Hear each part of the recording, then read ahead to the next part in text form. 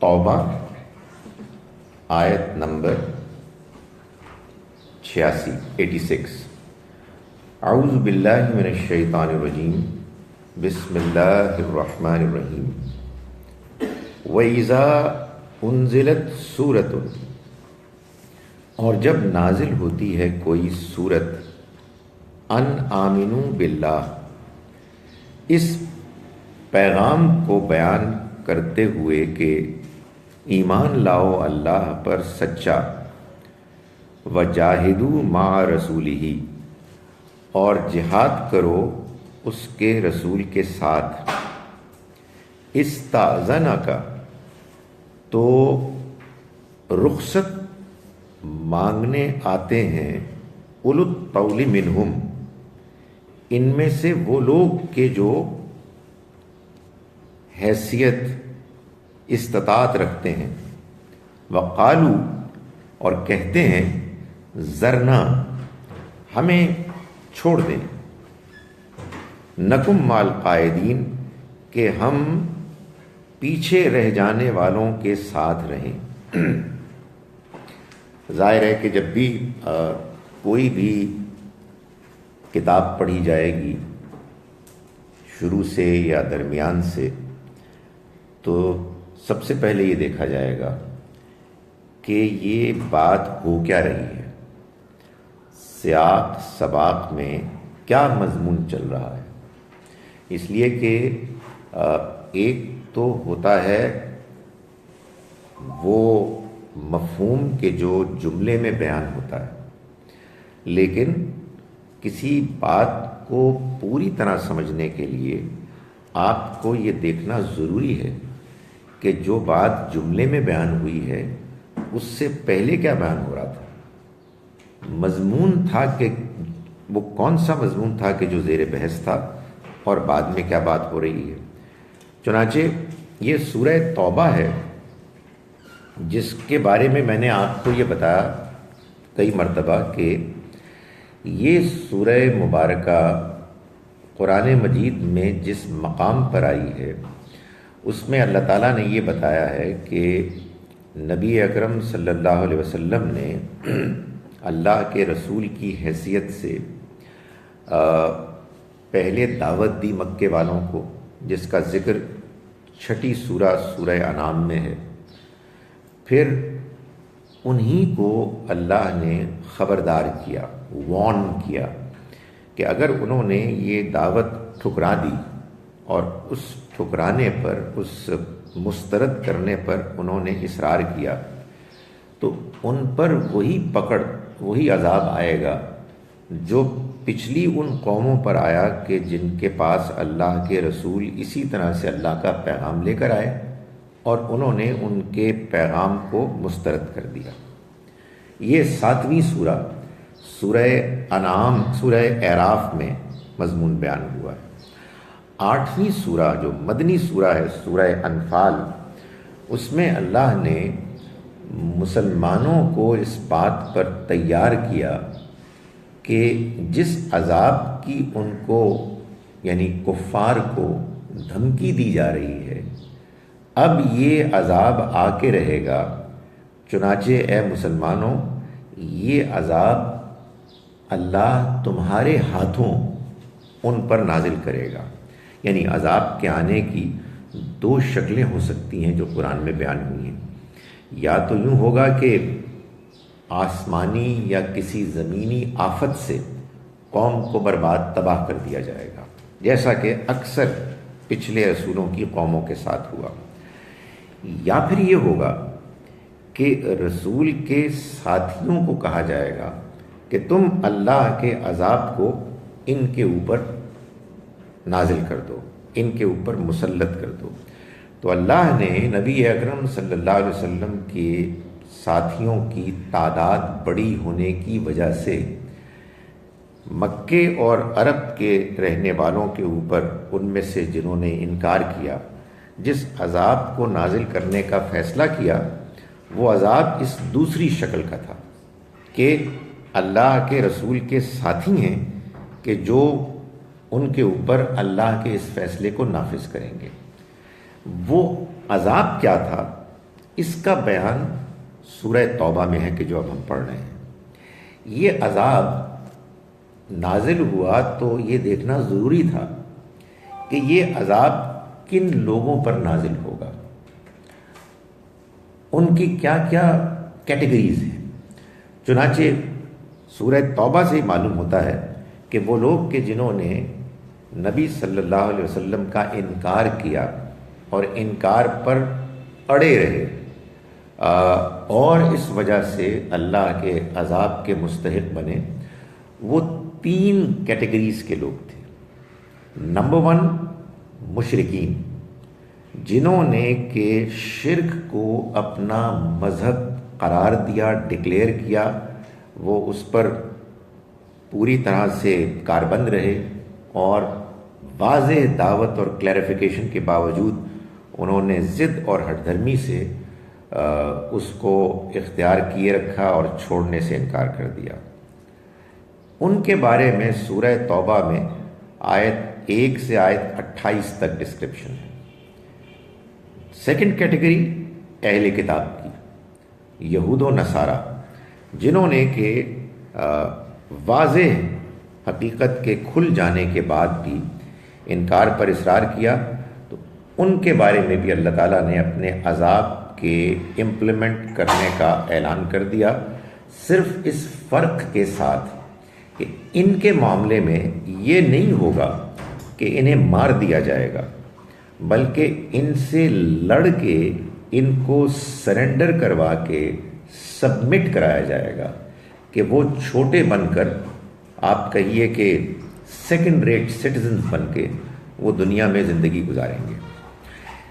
تیسرا عذاب جس کیٹیگری کے لوگوں پر نازل ہونا تھا وہ ایک کمپلیکیٹڈ کمپلیکس کیٹیگری تھی، منافقین کی۔ اس لیے وہ کمپلیکس تھا ان کا معاملہ کہ وہ بظاہر مسلمان تھے، کلمہ گو تھے، اور اپنے کلمے کی، اسلام کی آڑ میں وہ اپنے آپ کو بچا رہے تھے۔ چنانچہ سورہ مبارکہ کا ایک بڑا حصہ وہ ہے کہ جو انہی پر عذاب کے ڈسکرپشن سے متعلق ہے۔ ہم اب جو آیات پڑھ رہے ہیں یہ اب اصل میں اس چیز کا بیان ہے کہ اللہ نے منافقین کو ایکسپوز کرنے کے لیے، یعنی مسلمانوں سے الگ کرنے کے لیے اس کا اہتمام کیا کہ ایک بہت مشکل ایک مہم کا اعلان کر دیا۔ وہ یہ تھا کہ تبوک ایک دور کا ایک علاقہ تھا، سینکڑوں میل دور مدینہ منورہ سے، جہاں مسلمانوں کو یہ حکم دے دیا گیا کہ مدینے میں اور گرد و پیش میں رہنے والے تمام ایبل باڈیڈ مسلمان مرد جن کے پاس سواری ہے، ان کے لیے اس سخت گرمی کے موسم میں جہاد کے لیے نکلنا لازم۔ تو چنانچہ جب یہ بات ڈکلیئر ہوئی تو جو اہل ایمان تھے سچے پکے، وہ تو پوری دلچسپی، انہماک، ایمان کی قوت کے ساتھ نکلے، اور جو منافق تھے وہ کہے کہ تو ہم تو نہیں جا سکتے، کیا بیوقوفی کی بات ہے، سخت گرمی میں ابھی کھجور کے فصل پک رہی ہے، آپ ایک سینکڑوں میل دور جائیں، کوئی تک ہے اس بات کا؟ ظاہر ہے جب ایمان نہیں ہوگا تو آدمی یہی کہے گا۔ تو اس طرح سے ان کو ایکسپوز کیا اللہ تعالیٰ نے۔ تو یہ جب ہو رہا تھا تو ظاہر ہے کہ اس زمانے میں جو منافقین کی کیفیت تھی اس کو قرآن بیان کر رہا ہے۔ تو فرمائے کہ وَإِذَا أُنزِلَتْ سُورَةٌ، جب اترتی ہے کوئی سورت یعنی قرآن مجید کا کوئی حصہ، ان آمنوا باللہ، اس پیغام کو لے کر کہ جو تقاضا کر رہا ہے کہ تم ایمان لاؤ اللہ پر۔ ایمان لاؤ یعنی سچا ایمان لاؤ۔ ایک ایمان تو وہ ہے نا کہ جو ہم بس زبانی کلامی بیان کر دیتے ہیں، اور اس لیے بھی بیان کرتے ہیں کہ ہم مسلمان پیدا ہوئے، وہ ایمان یہاں مراد نہیں ہے۔ یہاں جو ایمان مراد ہے وہ ایمان ہے کہ جو حقیقی ایمان ہے، کہ جس کے پیدا ہو جانے کے بعد پھر یہ سوال نہیں پیدا ہوتا کہ اللہ کا حکم آ گیا ہے تو اس کے باوجود بھی عمل کریں کہ نہ کریں۔ پھر تو اصل میں انسان بے تاب ہوتا ہے کہ مجھے بات معلوم ہو جائے اور میں اس کو اختیار کروں، اور ظاہر ہے کہ جب اللہ کے رسول خود موجود ہوں تو یہ سوال بھی واضح ہوتا ہے کہ اللہ کا کیا حکم ہے۔ تو ان سے جب یہ تقاضا کیا گیا کہ انہیں تبوک جانا ہے اور سفر کے لیے نکلنا ہے، تو ساتھ ہی اللہ نے ہدایات بھی دیں کہ ایمان لاؤ اللہ پر سچا، وجاہدوا مع رسولہ، اور جہاد کرو اس کے رسول کے ساتھ۔ یہ یوں سمجھیے کہ اللہ پر ایمان لاؤ کا یہاں تقاضا بیان کر دیا گیا۔ ایمان لاؤ سے مراد یہ ہے کہ اس کے راستے میں اس کے رسول کے ساتھ جہاد کرو۔ جب کوئی ایسا قرآن کا پیغام نازل ہوتا تو استأذنک اولو الطول منہم، تو رخصت مانگتے آپ سے ان میں سے وہ لوگ کہ جو استطاعت رکھتے ہیں، جن کے پاس سفر میں نکلنے کی پوری صلاحیت موجود ہے۔ وقالو، اور انہوں نے کہا، ذرنا، ہمیں چھوڑ دیجئے، نکم مع القائدین، کہ ہم پیچھے بیٹھے رہنے والوں کے ساتھ ہو جائیں۔ رضوا بأن یکونوا مع الخوالف، وہ راضی ہو گئے اس بات پر کہ وہ ہو جائے پیچھے بیٹھے رہنے والیوں کے ساتھ۔ یعنی ظاہر ہے کہ اس زمانے میں ان حالات میں خواتین کے لیے تو نکلنا ممکن نہیں تھا، تو فرمایا کہ یہ منافق لوگ بھی اس پر راضی ہو گئے کہ وہ پیچھے بیٹھ رہنے والیوں کے ساتھ رہ جائیں۔ وَطُبِعَ عَلَىٰ قُلُوبِهِمْ، اور ان کے دلوں پر مہر کر دی گئی، فَهُمْ لَا يَفْقَهُونَ، تو وہ اب نہیں سمجھتے، اس بات کو سمجھتے ہی نہیں ہیں کہ جو فیصلہ وہ کر رہے ہیں اس فیصلے کا ان کو کتنا نقصان ہوگا، وہ کس طرح سے اپنے آپ کو برباد کر رہے ہیں۔ طُبِعَ عَلَىٰ قُلُوبِهِمْ، ان کے دلوں پر مہر کر دی گئی۔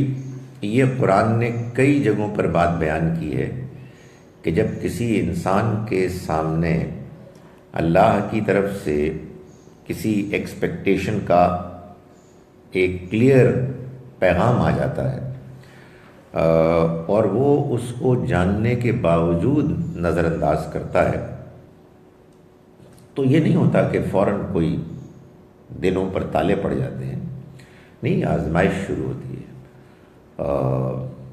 انسان غلط کرتا ہے، پچھتاتا ہے، معافی مانگتا ہے تو معاملہ ٹھیک ہو جاتا ہے۔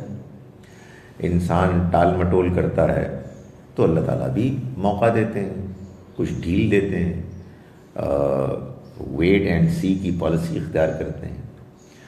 اور اس میں بھی معلوم یہ ہوتا ہے کہ بڑا انحصار اس بات پر ہوتا ہے کہ انسان کون ہے، اس کی عمر کیا ہے، اس کے حالات کیا ہیں، اس کے سامنے اللہ کے پیغام کی سچائی کتنی کلیئرلی آئی ہے۔ مگر یہ قرآن سے بات بالکل واضح ہے کہ جب صورتحال یہ ہوتی ہے کہ ایک انسان کے سامنے اللہ کے پیغام کی سچائی بالکل واضح ہو جاتی ہے اور اس کے پاس کوئی ایکسکیوز نہیں ہوتا سوائے اپنے خواہشات نفس کے، سوائے ضد کے، سوائے تکبر کے، اور پھر وہ اس کو ٹھکراتا ہے، ریجیکٹ کرتا ہے، اور ایک دو مرتبہ نہیں، مستقل۔ سچی بات یہ کہ 24 گھنٹے ہی بڑے ہوتے ہیں، لیکن خدا تعالیٰ 24 گھنٹے میں یہ فیصلہ نہیں کرتا، دن، ہفتے، مہینے، سال گزر جاتے ہیں اور ایک آدمی اپنے غلط رویے پر اصرار کرتا ہے تو قرآن سے معلوم ہوتا ہے کہ پھر ایک موقع آتا ہے کہ جب دل پر مہر لگ جاتی ہے، دل سخت ہو جاتا ہے، اور اس کے بعد انسان یہ جان نہیں سکتا، اس بات کو سمجھنے کی صلاحیت سے محروم ہو جاتا ہے کہ اس کو اللہ کی طرف سے جو بات کہی جا رہی ہے اس کو ٹھکرانے کا اس کو کتنا نقصان ہوگا، وہ کس طرح سے برباد ہو جائے گا۔ تو یہاں اسی کو بیان کیا گیا کہ یہ راضی ہو گئے اس پر کہ وہ پیچھے بیٹھ رہنے والی خواتین کے ساتھ رہیں، اور اس کے نتیجے میں مہر کر دی گئی ان کے دلوں پر، تو اب یہ نہیں سمجھتے۔ میں نے گزارش کی کہ یہ ایک دو دن میں نہیں ہوتا، یہ ایک لمبا عرصہ ہے جس میں یہ چیز ہوتی ہے، اور میں ہمیشہ جب اس طرح کی آیات آتی ہیں تو میں اپنے آپ کو بھی سمجھانے کی کوشش کرتا ہوں اور سننے والوں کو بھی یہ سمجھانے کی کوشش کرتا ہوں کہ یہ آیات پڑھ کر اگر آپ کے اوپر کوئی اثر ہوا ہے تو اس کو اپنے اوپر اپلائی کریں، دوسروں کو آپ الزام نہ لگائیں، کیونکہ یہ ایک بڑی انفارچونیٹ ایک بات ہوتی ہے بعض اوقات کہ قرآن کو پڑھ کر بعض لوگ دوسروں کو کہنے لگتے ہیں کہ ان کے دلوں پر مہر لگ گئی ہے۔ نہیں، ہم میں سے کوئی کسی کے بارے میں نہیں جانتا، پیغمبر بھی کسی کے بارے میں یہ بات نہیں کرتے تھے سوائے اس کے کہ اللہ کا فیصلہ آ جائے۔ اگر اس طرح کی بات کا کوئی انسان کے اوپر اثر ہونا چاہیے تو وہ یہ ہونا چاہیے کہ کیا کہیں میں خود تو کوئی ایسی حرکت نہیں کر رہا کہ جس کے نتیجے میں میرا دل متاثر ہونا شروع ہو جائے اور پھر خدا نخواستہ کسی موقع پر مہر لگ جائے۔ لیکن الرسول والذین آمنوا معہ، اور اللہ کے رسول نے البتہ، اور ان لوگوں نے کہ جو ان کے ساتھ ہیں، جاہدوا باموالہم وانفسہم، جہاد کیا اپنے مال سے بھی اور اپنی جانوں سے بھی۔ جانوں سے جہاد تو ظاہر یہ ہے کہ وہ نکلے اور تمام دنیاوی مصلحتوں کو انہوں نے نظر انداز کیا اور اللہ کے راستے میں نکل گئے۔ جان سے جہاد ظاہر ہے کہ آپ جب جہاد کے لیے خاص طور پر اس زمانے میں نکلیں گے تو بغیر سواری کے، بغیر زاد راہ کے نکلنا ممکن نہیں، تو جہاد چنانچہ جان کے ساتھ بھی ہوتا ہے اور مال کے ساتھ بھی ہوتا ہے۔ تو ایک طرف تو ان منافقین کا رویہ تھا، اللہ تعالیٰ فرماتے ہیں، دوسری جانب اللہ کے رسول اور ان کے ساتھی جو ایمان لائے ان کے ساتھ انہوں نے جہاد کیا اپنے مال اور اپنی جانوں کے ساتھ۔ وَأُولَٰئِكَ لَهُمُ الْخَيْرَاتُ، اور یہی لوگ ہیں کہ جن کے لیے بھلائیاں ہیں، یعنی دنیا اور آخرت کی بھلائیاں، دنیا اور آخرت کی کامیابیاں۔ وَأُولَٰئِكَ هُمُ الْمُفْلِحُونَ، اور یہی لوگ ہیں کہ جو فلاح پانے والے ہیں، کامیاب ہونے والے ہیں۔ اعد اللہ لہم، تیار کر رکھی ہیں ان کے لیے اللہ نے، جنات تجری من تحتها الانہار، ایسی جنتیں، ایسے باغات بہتی ہوں گی جن کے نیچے نہریں، خالدین فیہا، وہ رہیں گے ان میں ہمیشہ۔ ذالک الفوز العظیم، اور یہ ہے بڑی کامیابی۔ قرآن مجید جو پیغامات میں سے ایک بڑا پیغام دیتا ہے وہ یہی ہے کہ بڑی کامیابی، اصل کامیابی وہ کامیابی ہے کہ جو آخرت میں انسان کو حاصل ہوگی، اور وہ ہوگی اللہ کے اس انعام کی شکل میں کہ جس کو وہ جنت کہتا ہے۔ ظاہر ہے کہ یہ بیان میٹافوریکل ہے، ہمیں بات سمجھانے کے لیے، اصل میں وہ ایک ایسی بے حد حسین دنیا ہے کہ جس میں انسان کو نہ کوئی ماضی کا غم ہوگا، نہ کوئی مستقبل کے بارے میں کوئی اندیشہ ہوگا۔ وجال معذرون، اور آئے بہانے کرنے والے، من الاعراب، اعرابیوں میں سے، یعنی بدوؤں میں سے۔ یعنی اب یہ بات بیان ہو رہی ہے کہ ایک تو مدینے کے اندر یا مدینے کے آؤٹ اسکرٹس میں رہنے والے لوگ تھے، ان میں اہل ایمان بھی تھے اور منافق بھی تھے، لیکن ظاہر ہے کہ جب مدینہ منورہ میں نبی اکرم صلی اللہ علیہ وسلم کی قیادت میں ایک نظام بن گیا تھا، ایڈمنسٹریٹو سیٹ اپ، تو اس کو ماننے والے لوگ پھر ذرا دور دیہات میں بھی موجود تھے، انہوں نے بھی اپنے اسلام کا اور اپنی ایلیجینس کا اعلان کر دیا تھا۔ ان میں بھی اہل ایمان تھے، ان میں بھی منافق تھے۔ تو فرمایا کہ آئے بہانے بنانے والے من الاعراب، بدوؤں میں سے بھی، لیؤذن لہم، تاکہ ان کو اجازت مل جائے، یعنی پیچھے رہنے کی اجازت مل جائے۔ وقعد الذین کذبوا اللہ ورسولہ، اور ایسے بھی تھے کہ جو بیٹھ رہے گھروں میں، جھوٹ بولا انہوں نے اللہ اور اس کے رسول کے ساتھ۔ یعنی بعض لوگوں نے تو آ کر معذرتیں کی، بہانے بنائے، اور بعض ایسے بھی تھے کہ جنہوں نے اس کی بھی زحمت گوارا نہیں کی اور بس بیٹھے رہے کہ کس کو پتہ ہے کہ ہم جا رہے ہیں یا نہیں جا رہے، کون سا ہمارے گھروں کے باہر کوئی کیمرہ لگا ہوا ہے۔ سو انہوں نے اس لحاظ سے اس ساری صورتحال میں گریز کیا۔ یعنی ساری بات یہی ہو رہی ہے کہ ایک سچویشن پیدا ہو گئی ہے، اس میں اب یا ایمان ہے یا ایمان نہیں ہے۔ اگر ایمان ہے، اگر نبی صلی اللہ علیہ وسلم کے لائے ہوئے پیغام کے اوپر اطمینان ہے کہ اللہ کا پیغام ہے، تو پھر لوگ، وہ مرد کہ جن کے پاس اس کی ریسورسز موجود ہیں، وہ لازماً ساتھ نکلیں گے، اور جو نہیں نکلیں گے، جو گریز کریں گے، وہ منافق ہیں۔ اور ان میں یہ فرق کرنا ضروری تھا، کہ اس لیے کہ یہ اب فائنل سورہ ہے، یعنی اس سورہ میں اب یہ طے ہونا ہے کہ کون مومن ہے اور کون نہیں ہے، اور اس کو سزا سے دوچار ہونا ہے۔ تو فرمایا کہ کچھ ایسے بھی تھے بدو کہ جو بہانہ بناتے ہوئے آئے، اور کچھ وہ بھی تھے کہ جنہوں نے بس اللہ اور اس کے رسول کے ساتھ جھوٹ بولا، یعنی جھوٹا ایمان کا دعویٰ کیا اور گھروں میں بیٹھے رہے۔ فرمایا سیصیب الذین کفروا منہم عذاب علیم، ان انکار کرنے والوں کو ان قریب ایک دردناک عذاب پکڑے گا۔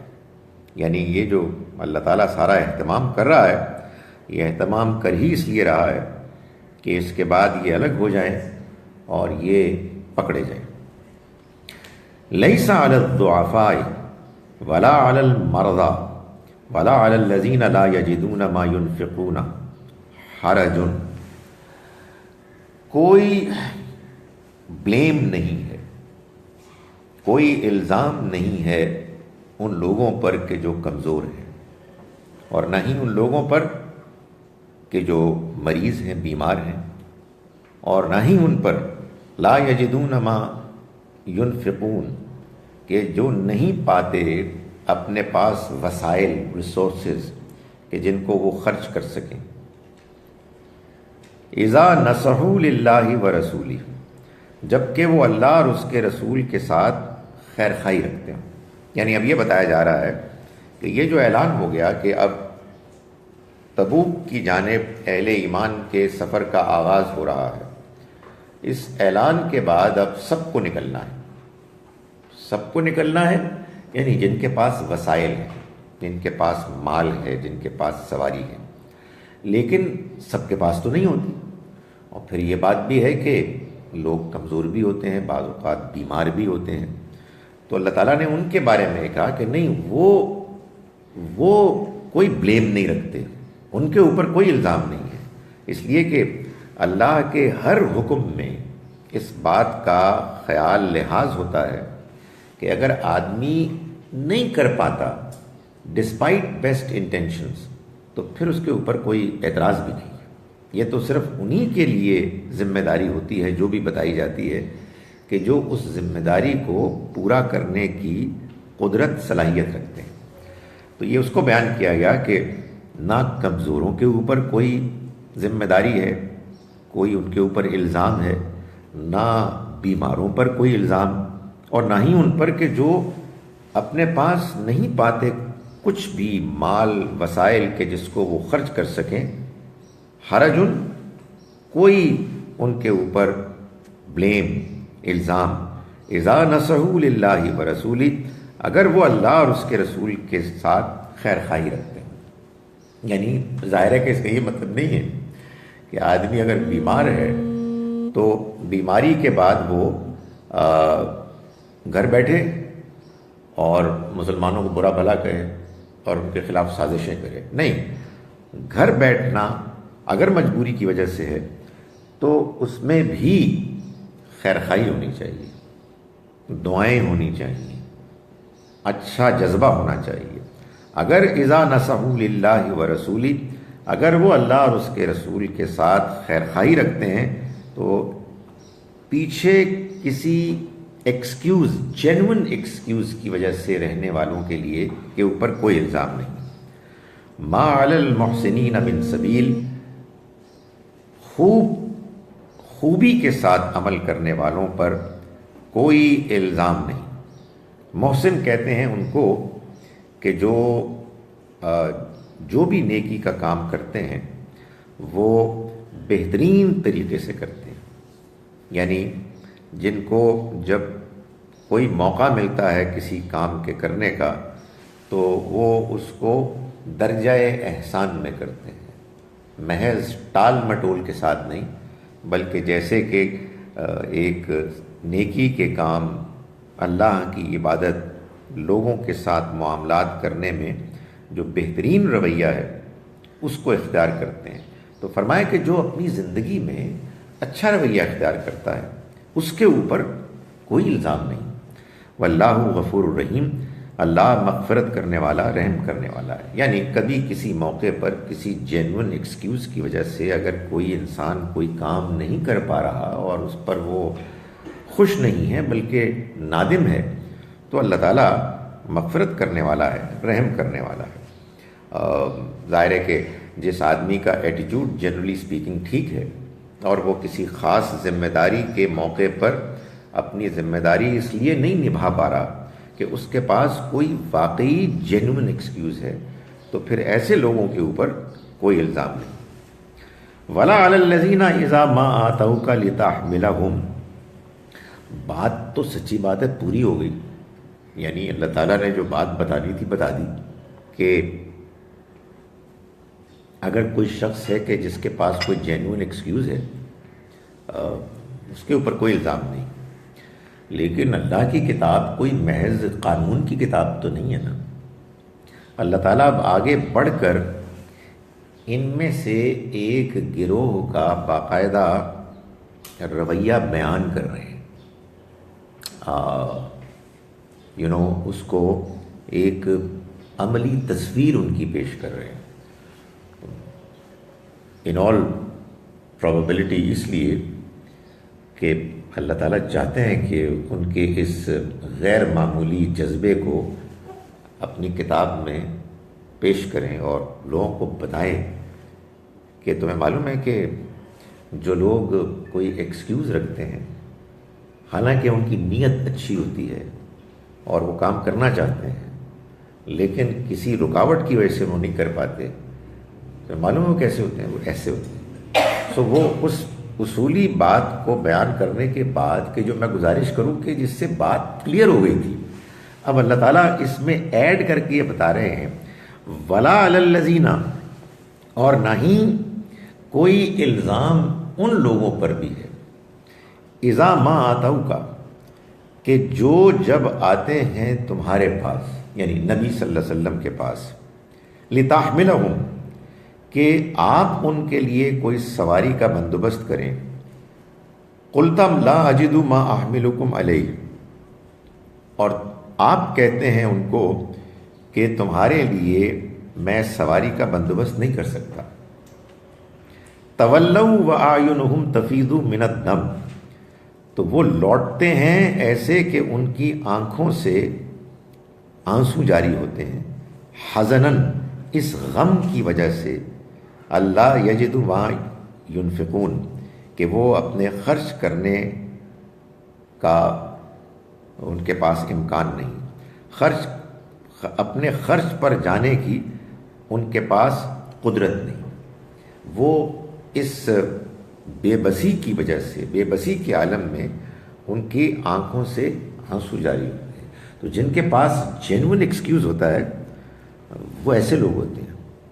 تو اللہ تعالیٰ نے میں نے گزارش کی نا کہ بات تو پوری ہو گئی تھی، لیکن خاص طور پر ڈسکرائب کیا کہ وہ لوگ کہ جن کے پاس وسائل نہیں تھے، جن کے وسائل نہ ہونے کی وجہ سے ان کے نہ جانے پر ان پر کوئی الزام نہیں تھا.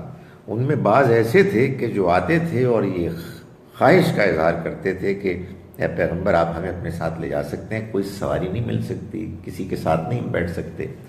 تو جب آپ اس معاملے میں اپنی بے بسی کا اظہار کرتے کہ نہیں ایسی تو کوئی چیز میرے پاس موجود نہیں ہے، تو پھر ان کو اس مجبوری کی وجہ سے کہ جو وہ نہیں جا پا رہے، ان کے غم کی وجہ سے آنکھوں میں آنسو آ جاتے، محض اس وجہ سے کہ وہ اتنے بے تاب، اتنے بے چین خواہش رکھنے والے تھے، لیکن ان کے لیے جانے کا کوئی بندوبست نہیں ہو سکا.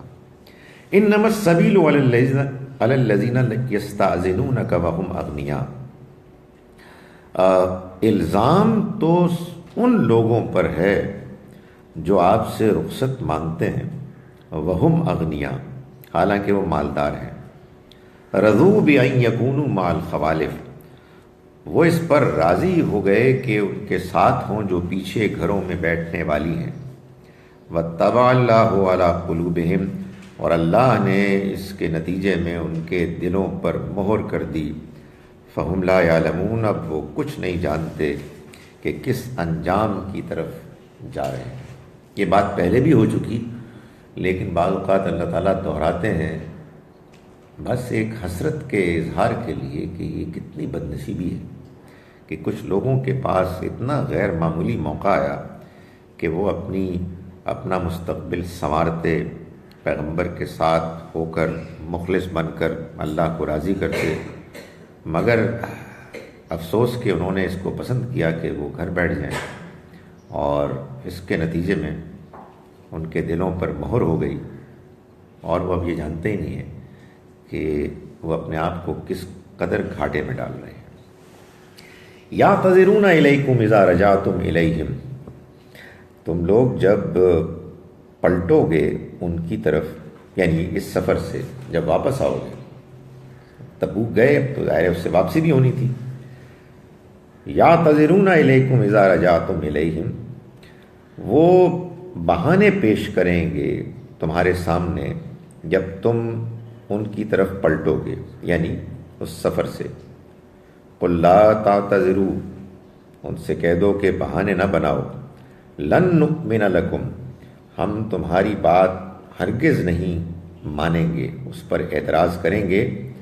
قد نبأنا اللہ من اخبارکم، اللہ نے ہم کو تمہارے حالات سے آگاہ کر دیا. یعنی تم خیال کر رہے ہو کہ شاید تمہارا بہانہ چل گیا، تمہاری بات مان لی گئی کہ تمہارے پاس کوئی ایکسکیوز ہے. نہیں، اللہ نے ہم کو سب کچھ بتا دیا. اصل میں یہی تو وہ تردد تھا ان کے اندر.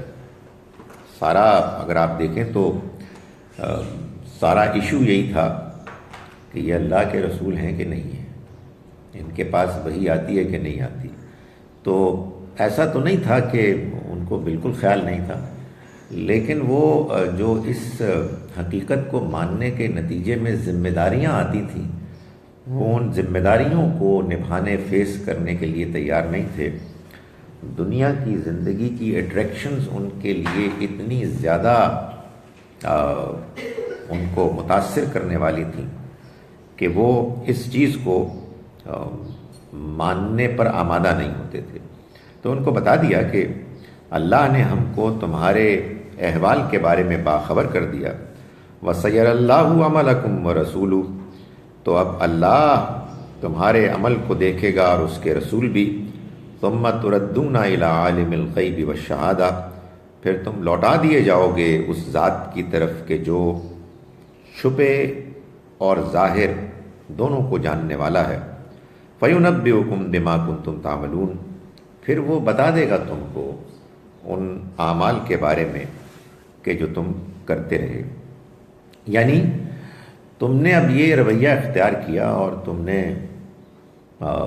اللہ کے واضح حکم کے باوجود پیچھے رہنے کا فیصلہ کیا. تمہارے بہانے اب قبول نہیں کیے جائیں گے. اللہ ایسا نہیں کرتا کہ اس کے باوجود کسی کو پکڑنے، کسی کو سزا دینے میں جلدی کرتا ہے. ابھی مزید تمہیں مہلت ملے گی. اللہ اور اس کے رسول دیکھیں گے کہ تم کیا کر رہے ہو، اور پھر جب تمہارا رویہ اسی طرح سے منفی رہے گا، عملاً انکار کا رہے گا، تو پھر ایک دن تم یہاں سے چلے جاؤ گے اور جاؤ گے تم اس ذات کی طرف کہ جو ہر چیز سے واقف ہے. تم جو ظاہر میں حرکتیں کر رہے ہو اس سے بھی واقف، اور جو تم پیچھے چھپ کے کرتے ہو اور جو تمہارے دل کی نیتیں ارادے ہیں ان سب سے وہ واقف ہے.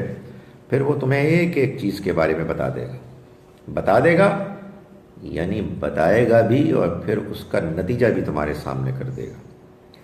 سَيَحْلِفُونَ بِاللَّهِ لَكُمْ إِذَا انقلبتم، جب تم ان کی طرف واپس جاؤ گے تو وہ لازماً قسمیں کھائیں گے اللہ کی تمہارے سامنے.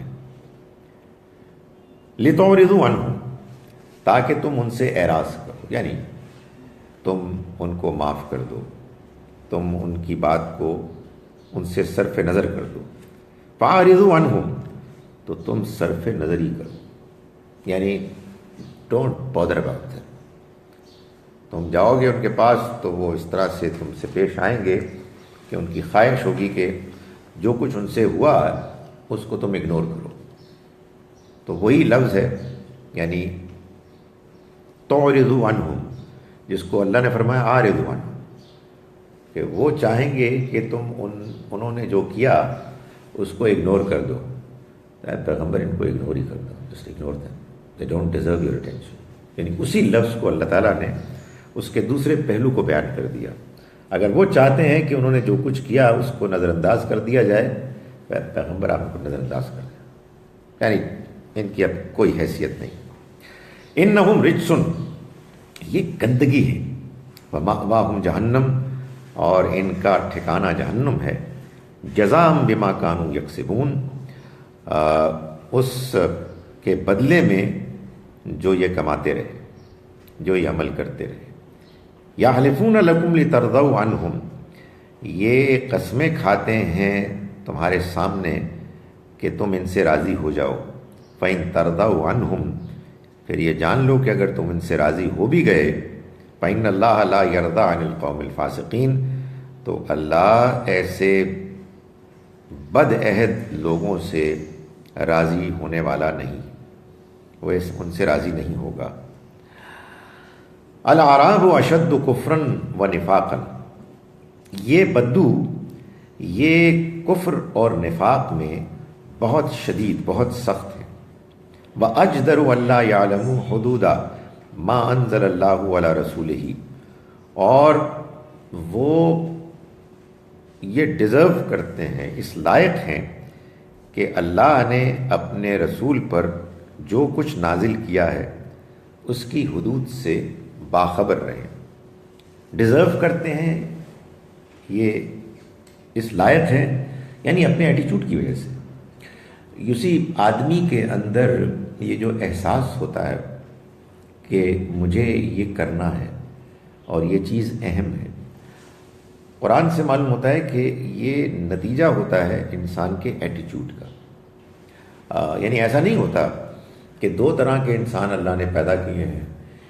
ایک وہ انسان ہوتا ہے کہ جو اس طرح کی چیزوں کی طرف مائل ہوتا ہے، کچھ مذہبی ٹائپ ہوتا ہے، اور کچھ تھوڑا سا آزاد خیال ہوتا ہے. میں اس دور کی بات نہیں کر رہا آنیسٹلی. پیغمبروں کے دور کے علاوہ ہر دور ایک کمپلیکس دور ہوتا ہے. یہ پیغمبروں کا زمانہ ہوتا ہے کہ جس میں دودھ کا دودھ اور پانی کا پانی الگ الگ ہو جاتا ہے. پیغمبروں کے دور کے علاوہ تو اللہ معاف کرے یہ بھی ہو سکتا ہے کہ ایک آدمی بہت سجدے کرتا ہے لیکن ساتھ ہی ساتھ بہت جھوٹ بھی بولتا ہے، اور ایک آدمی سجدوں سے محروم ہے لیکن بااخلاق ہے، کیا ہوگا پتہ نہیں کیا ہوگا، یہ تو اللہ ہی فیصلہ کرے گا۔ مذہبی لوگوں نے جو اس دنیا میں بڑے بڑے بلنڈرز کیے ہیں، ان میں سے ایک یہ بھی کیا ہے کہ انہوں نے پیغمبروں کے زمانے کو بالکل اسی طرح سے بعد کے زمانوں کے ساتھ مطابق کرنے کی کوشش کی ہے۔ اصل کیا ہے یہ اللہ ہی بتائے گا۔ قرآن میں اللہ تعالیٰ نے پیغمبر صلی اللہ علیہ وسلم کے زمانے اور پیغمبروں کے زمانوں کو ڈسکرائب کر کے ایک بات بتائی ہے، وہ یہ ہے کہ جو دنیا میں تم کرتے ہو وہ سب کچھ آبزرو ہو رہا ہے، اور یہ ایک دن خدا تعالیٰ کے ہاں جائے گا سارا اعمال نامہ، اور پھر وہ فیصلہ کرے گا پیور میرٹ کی بنیاد پر۔ ہمارے ہاں انفارچونیٹلی پیور میرٹ کو لوگوں نے خود ڈیفائن کرنا شروع کر دیا۔ تو میں یہ گزارش کر رہا ہوں کہ یہ جو انسان کے اندر احساس ہوتا ہے، قرآن سے معلوم ہوتا ہے کہ یہ احساس کا ہونا نہ ہونا کوئی اتفاقی حادثہ نہیں ہے، بلکہ یہ انسان کے اپنے رویے اور ایٹیچیوڈ کا براہ راست نتیجہ ہے۔ جو آدمی قدر کرے گا اس کو اس کا نتیجہ نہیں نظر آئے گا، جو ناقدری کرے گا اس کو اس کی محرومی سامنے آئے گی۔ تو فرمایا کہ یہ جو بدو ہیں یہ بہت سخت ہو گئے ہیں کفر میں، منافقت میں، اور یہ نہیں اب ڈیزرو کرتے، اس لائق نہیں ہے کہ یہ جان سکیں ان باتوں کی حدود کو کہ جو اللہ نے نازل کی اپنے رسول پر، اور یہ کیوں ہے، ایسا کیوں ہوتا ہے۔ واللہ علیم حکیم، اللہ جانتا ہے، حکمت والا ہے، اللہ جانتا ہے کہ کون ڈیزرو کرتا ہے، اللہ جانتا ہے کہ کون ڈیزرو نہیں کرتا۔ جو ڈیزرو نہیں کرتا اس کے دل میں یہ احساس پیدا نہیں ہو سکتا، اور جو ڈیزرو کرتا ہے وہ اس احساس سے محروم نہیں ہو سکتا۔ اللہ جانتا ہے، وہ حکمت والا ہے۔ وَمِنَ الْأَعْرَابِ مَن يَتَّخِذُ مَا يُنْفِقُ مَغْرَمًا، اور ان بدوؤں میں سے وہ بھی ہیں کہ جو گمان کرتے ہیں جو انہوں نے خرچ کیا تاوان، ٹیکس، برڈن، یعنی جو وہ خرچ کرنے کے لیے دیتے بھی ہیں اس کو وہ سمجھتے ہیں کہ یہ خواہ پھنس گئے اور کمائی ہماری اور ہمیں خرچ کروایا جا رہا ہے۔ اگین وہی چیز کہ وہ ان کے اندر احساس نہیں ہے، وہ اللہ کی طرف سے اس کے فیصلے کے مطابق اپنے رویے کی وجہ سے اس احساس سے محروم کر دیے گئے ہیں۔ وَيَتَرَبَّصُ بِكُمُ الدَّوَائِرَ، اور وہ تمہارے لیے انتظار کر رہے ہیں، انتظار کرتے ہیں گردشوں کا۔ گردشوں کا یعنی زمانے کی گردش آئے اور مسلمان تم برباد ہو جاؤ، یہ ان کی خواہش ہے۔ اس لیے کہ ظاہر ہے کہ ان کے دل میں ایمان تو ہے نہیں، تو ان کے خیال میں یہ جو مسلمان ہیں یہ خواہ آ کے انہوں نے ہمارے لیے زندگی کو مشکل بنایا ہوا ہے، تو کہتے ہیں پیسے خرچ کرو اینڈ سو آن۔ تو ان کی دلی تمنا یہ ہے کہ کسی طرح سے یہ زمانے کی گردش کی وجہ سے برباد ہو جائے۔ تو زمانے کی گردش اس لیے کہ ان کا یہ خیال تو نہیں ہے کہ اللہ بھی ایسا کریں گے۔ اللہ پر اگر صحیح ایمان ہوتا تو کبھی اس طرح کا وہ ان کو خیال بھی نہ آتا۔ تو وہ زمانے کی گردش کا انتظار کرتے ہیں کہ تم پر پڑے۔ علیہم دائرۃ السوء، اللہ تعالیٰ فرمائے کہ بری گردش انہی پر ہے۔ واللہ سمیع علیم، اور اللہ سننے والا ہے، جاننے والا ہے، یعنی وہ سن رہا ہے ان کی باتیں بھی اور جانتا ہے ان کے اعمال اور ان کی نیتیں بھی۔ وَمِنَ الْأَعْرَابِ، اور بدوؤں میں مَن يُؤْمِنُ بِاللَّهِ وَالْيَوْمِ الْآخِرِ، وہ بھی ہیں کہ جو اللہ اور آخرت کو مانتے ہیں، ایمان لاتے ہیں۔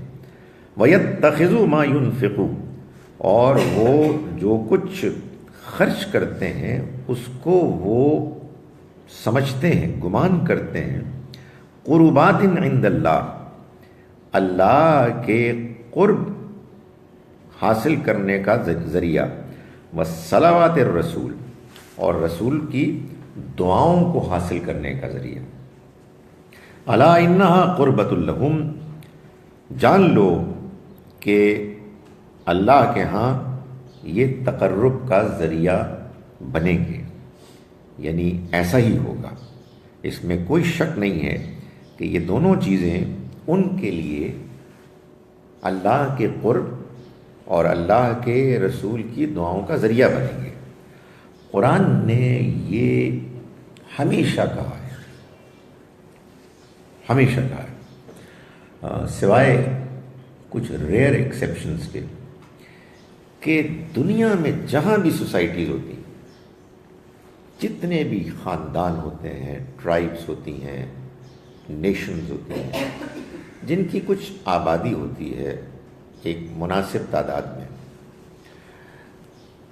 ایسا ہو نہیں سکتا کہ اس میں سارے ہی فرشتے ہوں یا سارے ہی شیطان ہوں۔ یہ تو کچھ مذہبی لوگوں کا کمال ہے کہ وہ دنیا کی ایک آبادی کو گھٹیا ترین قرار دے کے تو پہلے سے طے کر لیتے کہ وہ جہنمی ہے، اور دنیا کی دوسری آبادی کو وہ طے کر لے سارے ہی الحمدللہ جنتی ہیں۔ مطلب یہ پاگل پنا، یہ کچھ انسان جنونی کر سکتا ہے۔ اللہ تعالیٰ نے قرآن مجید میں ہمیشہ یہ بتایا کہ ان میں اچھے بھی لوگ ہیں، برے بھی ہیں۔ لا آف ایوریجز وہ ہر جگہ پائی جاتی ہے، دنیا کی آزمائش کا یہی نتیجہ نکلنا چاہیے بھی۔ بڑا مشکل ہے کہ سارے کے سارے 100% ٹھیک ہو جائیں، اور بڑا مشکل ہے کہ سارے کے سارے 100% خراب ہو جائیں۔ تو جب بدوؤں کے بارے میں یہ بتایا کہ ان میں بہت برے برے لوگ بھی ہیں، تو ساتھ یہ بھی بتایا، کہنا نہیں کہ سارے ایسے ہیں، ان میں ایسے بھی ہیں جو اللہ کو مانتے ہیں ٹھیک طریقے سے اور آخرت کو مانتے ہیں، اور ان کی طرح نہیں کہ جو دوسرے بدو ہیں کہ جن کو جب خرچ کرنے کے لیے کہا جاتا ہے تو وہ کہتے ہیں کہ کدھر پھنس گئی ہے، تو ہمارے اوپر ایک چٹی پڑ گئی ہے۔ وہ اپنے خرچ کرنے کو ایک ذریعہ سمجھتے ہیں اللہ کے قریب آنے کا اور اللہ کے رسول کی دعاؤں کو حاصل کرنے کا، کہ وہ ہمارے لیے دعا کریں گے اور ہمیں دنیا اور آخرت کی کامیابی ملے گی۔ اللہ تعالیٰ نے ان کو خوشخبری سنائی، الا انہا قربۃ لہم، یہ جان لو کہ یہ دونوں چیزیں، یہ دونوں ان کے لیے بنیں گی تقرب کا ذریعہ۔ سیدخلہم اللہ فی رحمتہ، ان قریب اللہ ان کو داخل کرے گا اپنی رحمت میں۔ ان اللہ غفور الرحیم، یقیناً اللہ مغفرت کرنے والا، رحم کرنے والا ہے۔ میں ان آیات کا ترجمہ ایک مرتبہ پھر پیش کر رہا ہوں، اس کے بعد وہ سوال جواب کی نشست شروع ہوگی جس کے لیے میں میزبان سبھی سے فرمائش کر رہا ہوں کہ وہ میری مدد کے لیے تیار ہو جائیں۔ بسم اللہ الرحمن الرحیم۔ ہم نے آیت نمبر 86 سے آج شروع کیا تھا۔ وَإِذَا أُنزِلَتْ سُورَةٌ، اور جب نازل ہوتی ہے کوئی سورت، کوئی قرآن کا حصہ، ان آمنوا باللہ، اس پیغام کے ساتھ کہ تم ایمان لاؤ سچا اللہ پر، وجاہدوا مع رسولہ، اور جہاد کرو اس کے رسول کے ساتھ مل کر، استأذنک اولو الطول منہم، تو اجازت مانگتے ہیں آپ سے وسائل رکھنے والے لوگ ان میں سے، وقالو، اور کہتے ہیں ذرنا، ہمیں چھوڑ دیجئے، نکم مع القائدین، کہ ہم پیچھے بیٹھے رہنے والوں کے ساتھ شامل ہوں۔ رضو، وہ راضی ہو گئے، بِأَن یکونوا مع الخوالف، کہ وہ ہو جائیں پیچھے بیٹھے رہنے والیوں کے ساتھ، وَطُبِعَ عَلَىٰ قُلُوبِهِمْ، اور اس کے نتیجے میں ان کے دلوں پر مہر کر دی گئی، فَهُمْ لَا يَفْقَهُونَ، تو اب وہ نہیں سمجھتے کہ اس کا نتیجہ کیا نکلے گا۔ لیکن الرسول والذین آمنوا، البتہ رسول بھی اور وہ لوگ کہ جو ایمان لائے، معہو، ان کے ساتھ، وہ بھی جاہدوا باموالہم وانفسہم، انہوں نے جہاد کیا اپنے مال اور اپنی جانوں کے ساتھ، واولئک لہم الخیرات، اور یہ وہ لوگ ہیں کہ جن کے لیے بھلائیاں ہیں، واولئک هم المفلحون، اور یہی لوگ ہیں کہ جو فلاح پانے والے ہیں۔ اعد اللہ لہم، تیار کر رکھا ہے اللہ نے ان کے لیے، جنات، ایسے باغات کو، تجری من تحتها الانہار، بہتی ہوں گی جن کے نیچے نہریں، خالدین فیہا، ہمیشہ رہیں گے وہ ان میں، ذالک الفوز العظیم، اور یہ بڑی کامیابی۔ وجاء المعذرون من الاعراب، اور آئے بہانہ تراشنے والے بدوؤں میں سے، لیؤذن لہم، کہ ان کو اجازت دے دی جائے، وقعد الذین، اور بیٹھے رہے وہ، کذبوا اللہ ورسولہ، جنہوں نے اللہ اور اس کے رسول کے ساتھ جھوٹ بولا، سیصیب الذین کفروا منہم، تو ان قریب پہنچے گا ان کو کہ جنہوں نے انکار کیا ان میں سے، عذاب علیم، ایک دردناک عذاب۔ لیس علی الضعفاء، کوئی حرج نہیں ہے کمزوروں پر، ولا علی المرضى، اور نہ ہی بیماروں پر، ولا علی الذین لا یجدون ما ينفقون، اور نہ ہی ان پر کہ جو نہیں پاتے اپنے پاس وسائل کہ جن کو وہ خرچ کر سکیں، حرج، ان میں سے کسی پر کوئی بلیم، کوئی حرج نہیں، اذا نصحوا للہ ورسولہ، جب کہ وہ اللہ اور اس کے رسول کے ساتھ خیر خواہی رکھتے ہیں، ما علی المحسنین من سبیل، ایسے بہترین رویہ اختیار کرنے والوں پر کوئی الزام نہیں، واللہ غفور الرحیم، اور اللہ مغفرت کرنے والا، رحم کرنے والا ہے۔ ولا علی الذین، اور نہیں کوئی الزام ہے ان پر بھی، اذا ما اتوک، کہ جو جب آتے ہیں آپ کے پاس، لتحملہم، اس لیے کہ آپ ان کو سواری میں بٹھائیں، ان کے لیے سواری کا بندوبست کریں، قلت لا اجد ما احملکم علیہ، تو آپ کہتے ہیں ان کو کہ میں نہیں پاتا کوئی بندوبست کہ میں سواری پر تم کو بٹھا سکوں، تولوا، تو وہ لوٹتے ہیں، وَأَعْيُنُهُمْ تَفِيضُ مِنَ الدَّمْعِ، ان کی آنکھیں آنسوؤں سے لبریز ہوتی ہیں، حزناً، اس غم کی وجہ سے، اللہ یجدوا ما ينفقون، کہ وہ نہ پا سکے وسائل کہ جن کو کہ وہ خرچ کر سکتے۔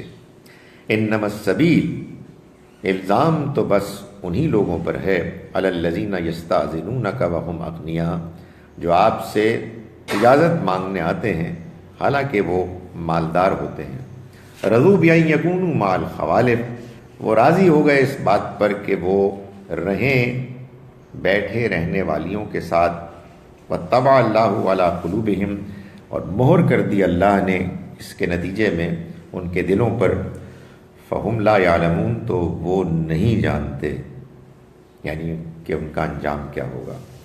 یعتذرون الیکم، وہ بہانے بناتے ہیں آپ کے پاس آ کر، وہ بہانے بنائیں گے آپ تمہارے پاس، اے مسلمانوں، اذا رجعتم الیہم، جب تم لوٹو گے ان کی طرف، قل لا تعتذروا، ان سے کہہ دو کہ مت بہانے بناؤ، لن نؤمن لکم، ہم تمہاری بات ہرگز نہیں مانیں گے، قد نبأنا اللہ من اخبارکم، ہمیں اللہ نے تمہارے حالات کے بارے میں باخبر کر دیا ہے، وَسَيَرَ اللَّهُ عَمَلَكُمْ وَرَسُولُهُ، اور ان قریب اللہ دیکھے گا تمہارے عمل کو اور اس کا رسول بھی، ثُمَّ تُرَدُّونَ إِلَىٰ عَالِمِ الْغَيْبِ وَالشَّهَادَةِ، پھر تم لوٹا دیے جاؤ گے اس ذات کی طرف کہ جو ظاہر اور چھپے کا جاننے والا ہے، فَيُنَبِّئُكُم بِمَا كُنتُمْ تَعْمَلُونَ، پھر وہ بتا دے گا تم کو ان معاملات کے بارے میں جو تم کیا کرتے تھے، ان اعمال کے بارے میں جو تم کیا کرتے تھے۔ سَيَحْلِفُونَ بِاللَّهِ، یہ قسمیں کھائیں گے اللہ کی، لکم تم سے، اذا انقلبتم، جب تم ان کی طرف لوٹو گے، اذا انقلبتم الیہم، لتعرضوا عنہم، کہ تم ان سے اعراض کرو، صرف نظر کرو، فاعرضوا عنہم، تم اعراض ہی کرو ان سے، اگنور کرو ان کو، انہم رجس، وہ گندگی ہیں، ومأواہم جہنم، اور ان کا ٹھکانہ جہنم ہے، جزاء بما کانوا یکسبون، یہ بدلہ ہوگا اس کا کہ جو وہ عمل کیا کرتے تھے۔ یحلفون لکم لترضوا عنہم، یہ قسمیں کھاتے ہیں تم سے کہ تم راضی ہو جاؤ ان سے۔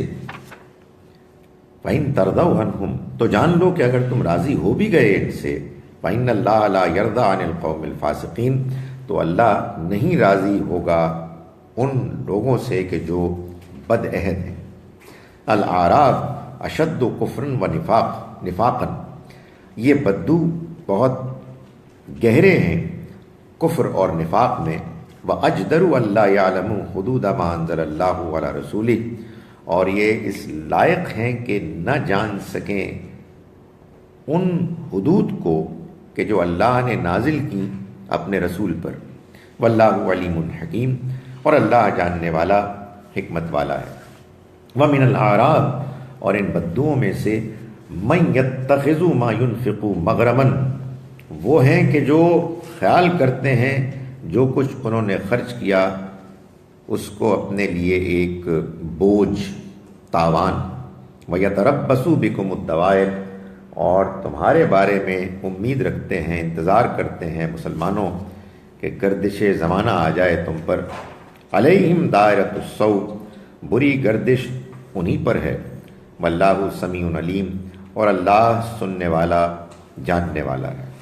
ومن الاعراب، اور بدوؤں میں سے من یؤمن باللہ والیوم الآخر، وہ بھی ہیں کہ جو اللہ اور آخرت پر سچا ایمان رکھتے ہیں۔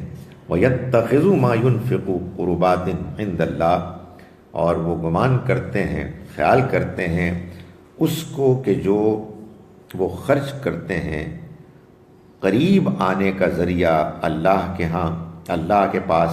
وَالصَّلَوَاتِ الرَّسُولِ، اور رسول کی دعاؤں کو حاصل کرنے کا ذریعہ۔ الا انہا قربۃ لہم، جان لو کہ یہ ان کے لیے قربت کا، تقرب کا ذریعہ ہیں۔ سیدخلہم اللہ فی رحمتہ، اللہ قریب داخل کرے گا ان کو اپنی رحمت میں۔ ان اللہ غفور الرحیم، یقیناً اللہ مغفرت کرنے والا، رحم کرنے والا ہے۔ اقول قولی ھذا واستغفر اللہ۔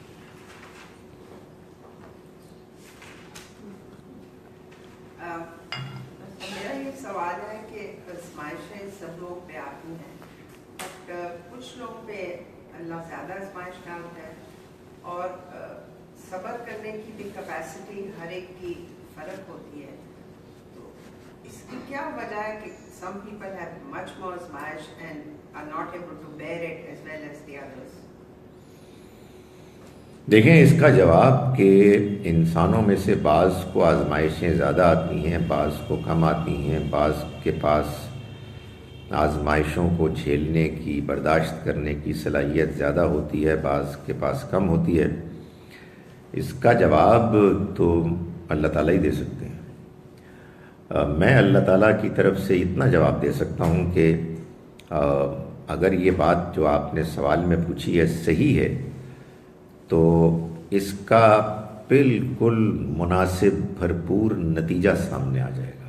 یعنی مثال کے طور پر اس کا ایک مطلب شاید آپ کے سوال میں یہ ہے کہ اس کا کیا قصور ہے کہ جس کو برداشت کرنے کی صلاحیت کم ملی اور برداشت کرنے کے لیے حالات زیادہ دیے گئے۔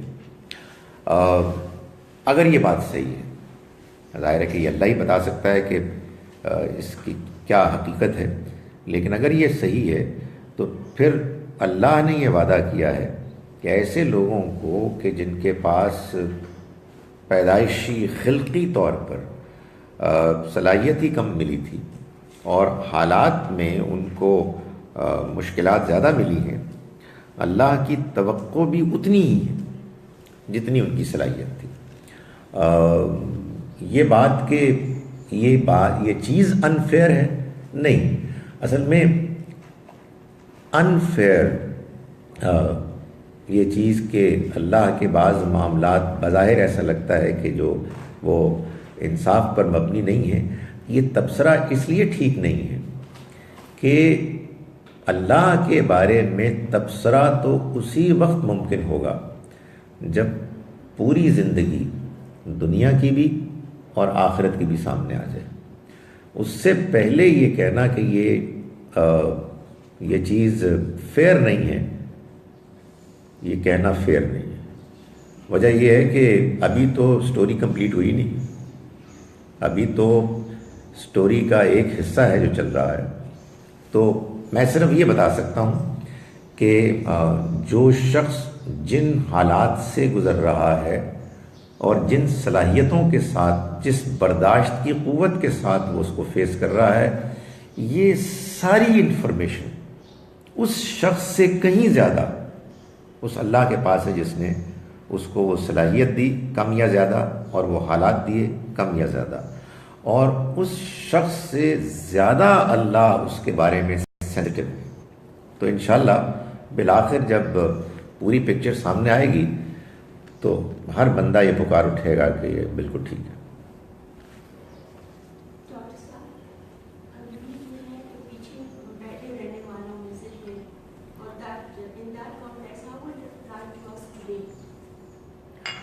دیکھیں، میں یہی گزارش کرنے کی کوشش کرتا ہوں بار بار کہ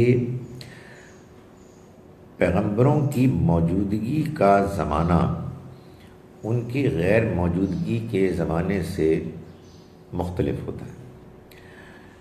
پیغمبر جب موجود ہوتے ہیں تو اصل میں اللہ کی وحی آسمان سے اسی وقت نازل ہو رہی ہوتی ہے، اور جو کچھ وہ دین کے معاملے میں فرماتے ہیں وہ آخری حد تک برحق ہوتا ہے. بعد کے زمانوں میں ہم انسان اس وحی کی روشنی میں اپنے حالات کے مطابق دین کا تقاضا سمجھتے ہیں.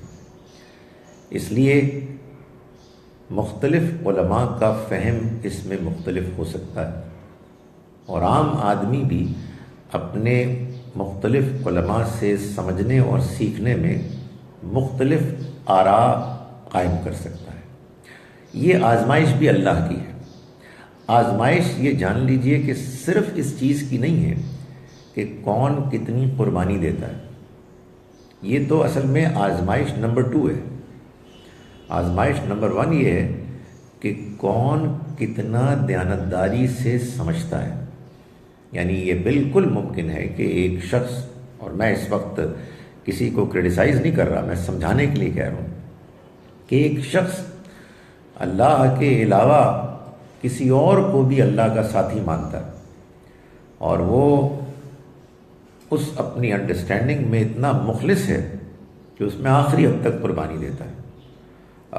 اس کا کیا بنے گا یہ اللہ فیصلہ کرے گا. میں اس طرح کے کنفیوژن کا اظہار تو نہیں کر رہا جس طرح کے کنفیوژن کا اظہار غالب نے کیا کہ وفاداری بشرط استواری اصل ایمان ہے، مرے بت خانے میں تو کعبے میں گاڑو برہمن کو. نہیں، ایسا نہیں ہے. میرا یہ خیال ہے کہ اللہ تعالیٰ قیامت کے روز بتا دے گا کہ جس نے جو عمل کیا اس کے پیچھے کیا محرک تھا، کیا نیت تھی، اس کا لیول آف انفارمیشن کیا تھا، اور جو وفاداری کی گئی یہ وفاداری خدا کی میزان میں کیا ویلیو رکھتی ہے. آئی ایم ایبسلیوٹلی سرٹن کہ یہ ایک بہت کمپلیکس ایک معاملہ ہے جس کو خدا تعالیٰ بالکل کمفرٹیبلی ایفرٹ لیسلی سالو کر دے گا. مگر میرے اور آپ کے لیے اس بارے میں طے کرنا ناممکن ہے.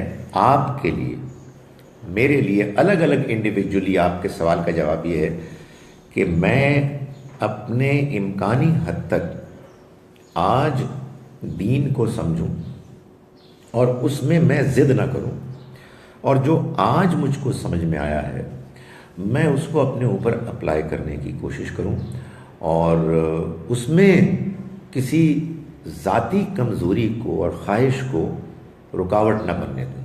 بس یہی اپلیکیشن ہے. میں اس لیے اس کا لمبا اور ویگ جواب دیا ہے کہ بعض لوگ ہوتے ہیں جو اسی طرح کی باتوں سے یہ فیصلہ کر لیتے ہیں کہ ہمیں تو آخری حد تک جا کے قربانی دینی ہے، اور پھر وہ اپنے اس جذبے میں اس چیز پر غور نہیں کرتے کہ یار بات ٹھیک بھی ہے کہ نہیں ہے، اور ان کا یہ خیال ہوتا ہے کہ یہ جو دوسرے لوگ ان کو روک رہے ہیں منافق قسم کے لوگ ہیں. اس لیے قرآن سے معلوم تو یہ ہوتا ہے کہ جو اہل ایمان ہوتے ہیں وہ نکل جاتے ہیں، اور جو پیچھے بیٹھے رہنے والے ہوتے ہیں وہ منافق ہوتے ہیں. اور نہیں، یہ اب دنیا میں یہ نہیں فیصلہ ہو سکتا.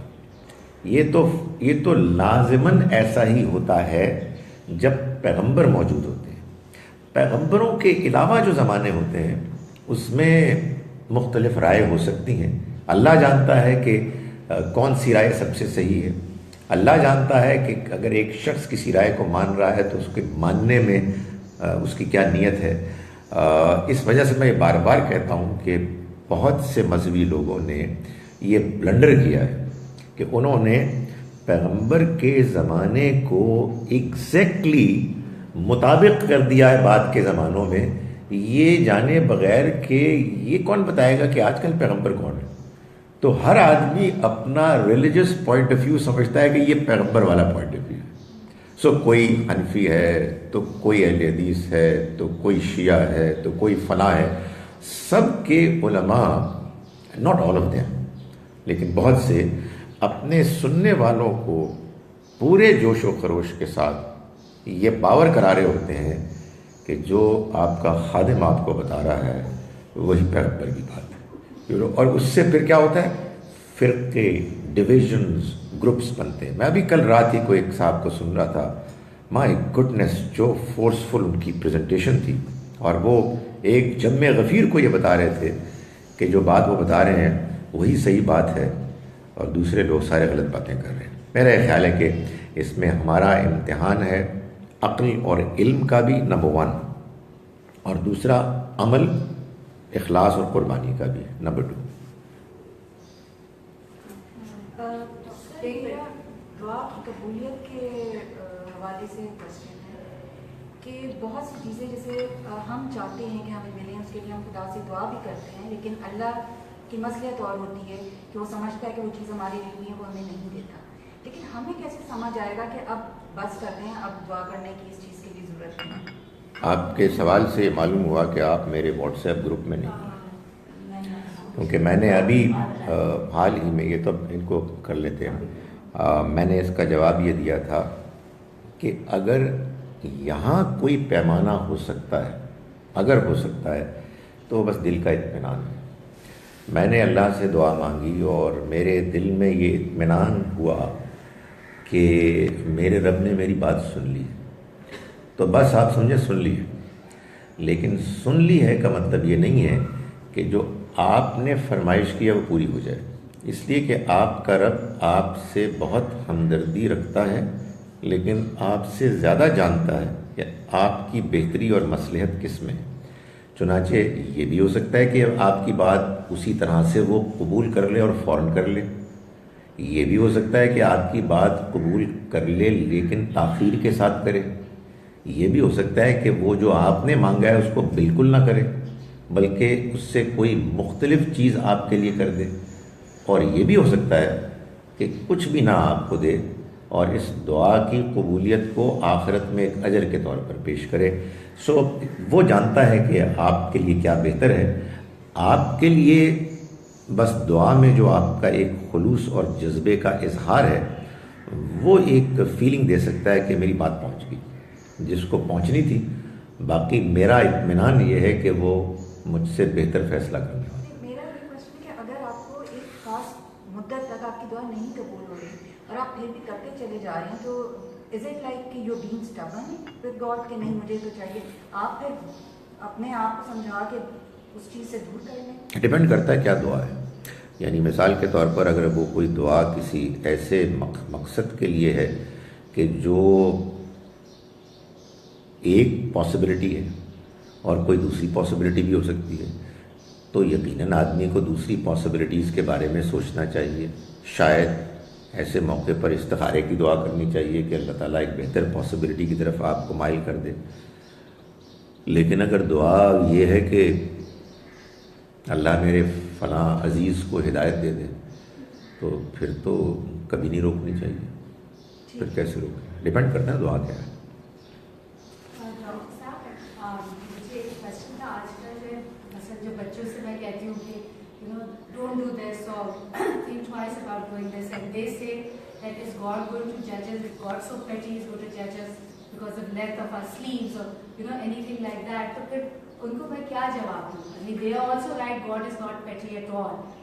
But how do I tell them, no, but this is part of your religion? Is God going to judge us because we missed a prayer, or things like that? असल में दो बातें हैं. एक तो ये कि जब आपके बच्चे इस तरह से रिएक्ट करने लगें तो बी केयरफुल. वजह यह है कि इसका मतलब ये है कि इनको किसी और तरह से समझाना है. बार बार का उसी बात को तकरार से करना एक ज़िद पैदा कर देता है. लेकिन दूसरी बात ये समझाने की कोशिश करनी है कि आप अपने पॉइंट ऑफ व्यू से सोचें. अल्लाह कितना बड़ा है, वो कितना अजीम है, तो उसने हमें क्या कुछ नहीं दिया. उसकी बात छोटी है या बड़ी है ये इम्पोर्टेंट नहीं है. इम्पोर्टेंट चीज़ ये है कि वाकई उसने कहा है.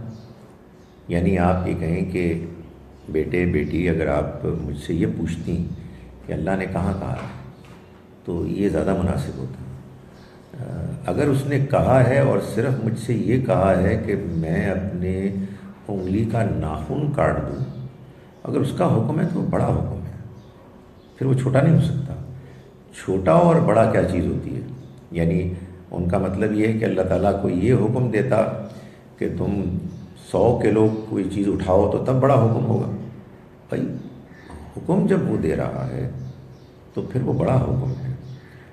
आपको क्या पता? यानी मैं नहीं जानता, ज़ाहिर है कि हर बच्चे का अपना एक बैकग्राउंड होता है और उनके हालात होते हैं. और लेट्स फेस इट, हमने सब ने कुछ ऐसी ज़िंदगी के बारे में फ़ैसले किए हुए हैं कि हमें मुसलमान बनकर, अच्छे मुसलमान बनकर, खुदा से डरने वाले मुसलमान बन के रहना है और अपने बच्चों को भी करना है. और स्कूलों में हम सब ने फ़ैसला किया ऐसे भेजें जहाँ मादर पिदर आज़ादी ही असल मकसद है. तो ये तो हम एक मुतज़ाद ज़िंदगी में फेस करें हम कि हम रह रहे हैं, और फिर इसमें फ़ाइट करें हम अच्छे तरीके से. फिर इसमें हारने वाली लड़ाई ना लड़ें. यानी ये तो हारने वाली बात है ना कि वहाँ उनको इम्प्रेसिव टीचर्स मिलती हैं, क्या ज़बरदस्त अंग्रेज़ी बोलती हैं और क्या नई नई बातें उनको सुनाती हैं और कैसी वो स्मार्ट लगती हैं. और इधर मेरी मामा है जो बिल्कुल ही बोरिंग बातें करती है और डराती रहती है. So let's give it a good fight. फिर अगर हमने ये तय ही कर लिया है तो फिर हम उनको फिर समझाएं ऐसे कि जैसे अल्लाह से उम्मीद है कि वो समझ जाएंगे मुख्तलिफ़ मौक़ों पर मुख्तलिफ़ तरीक़ों से.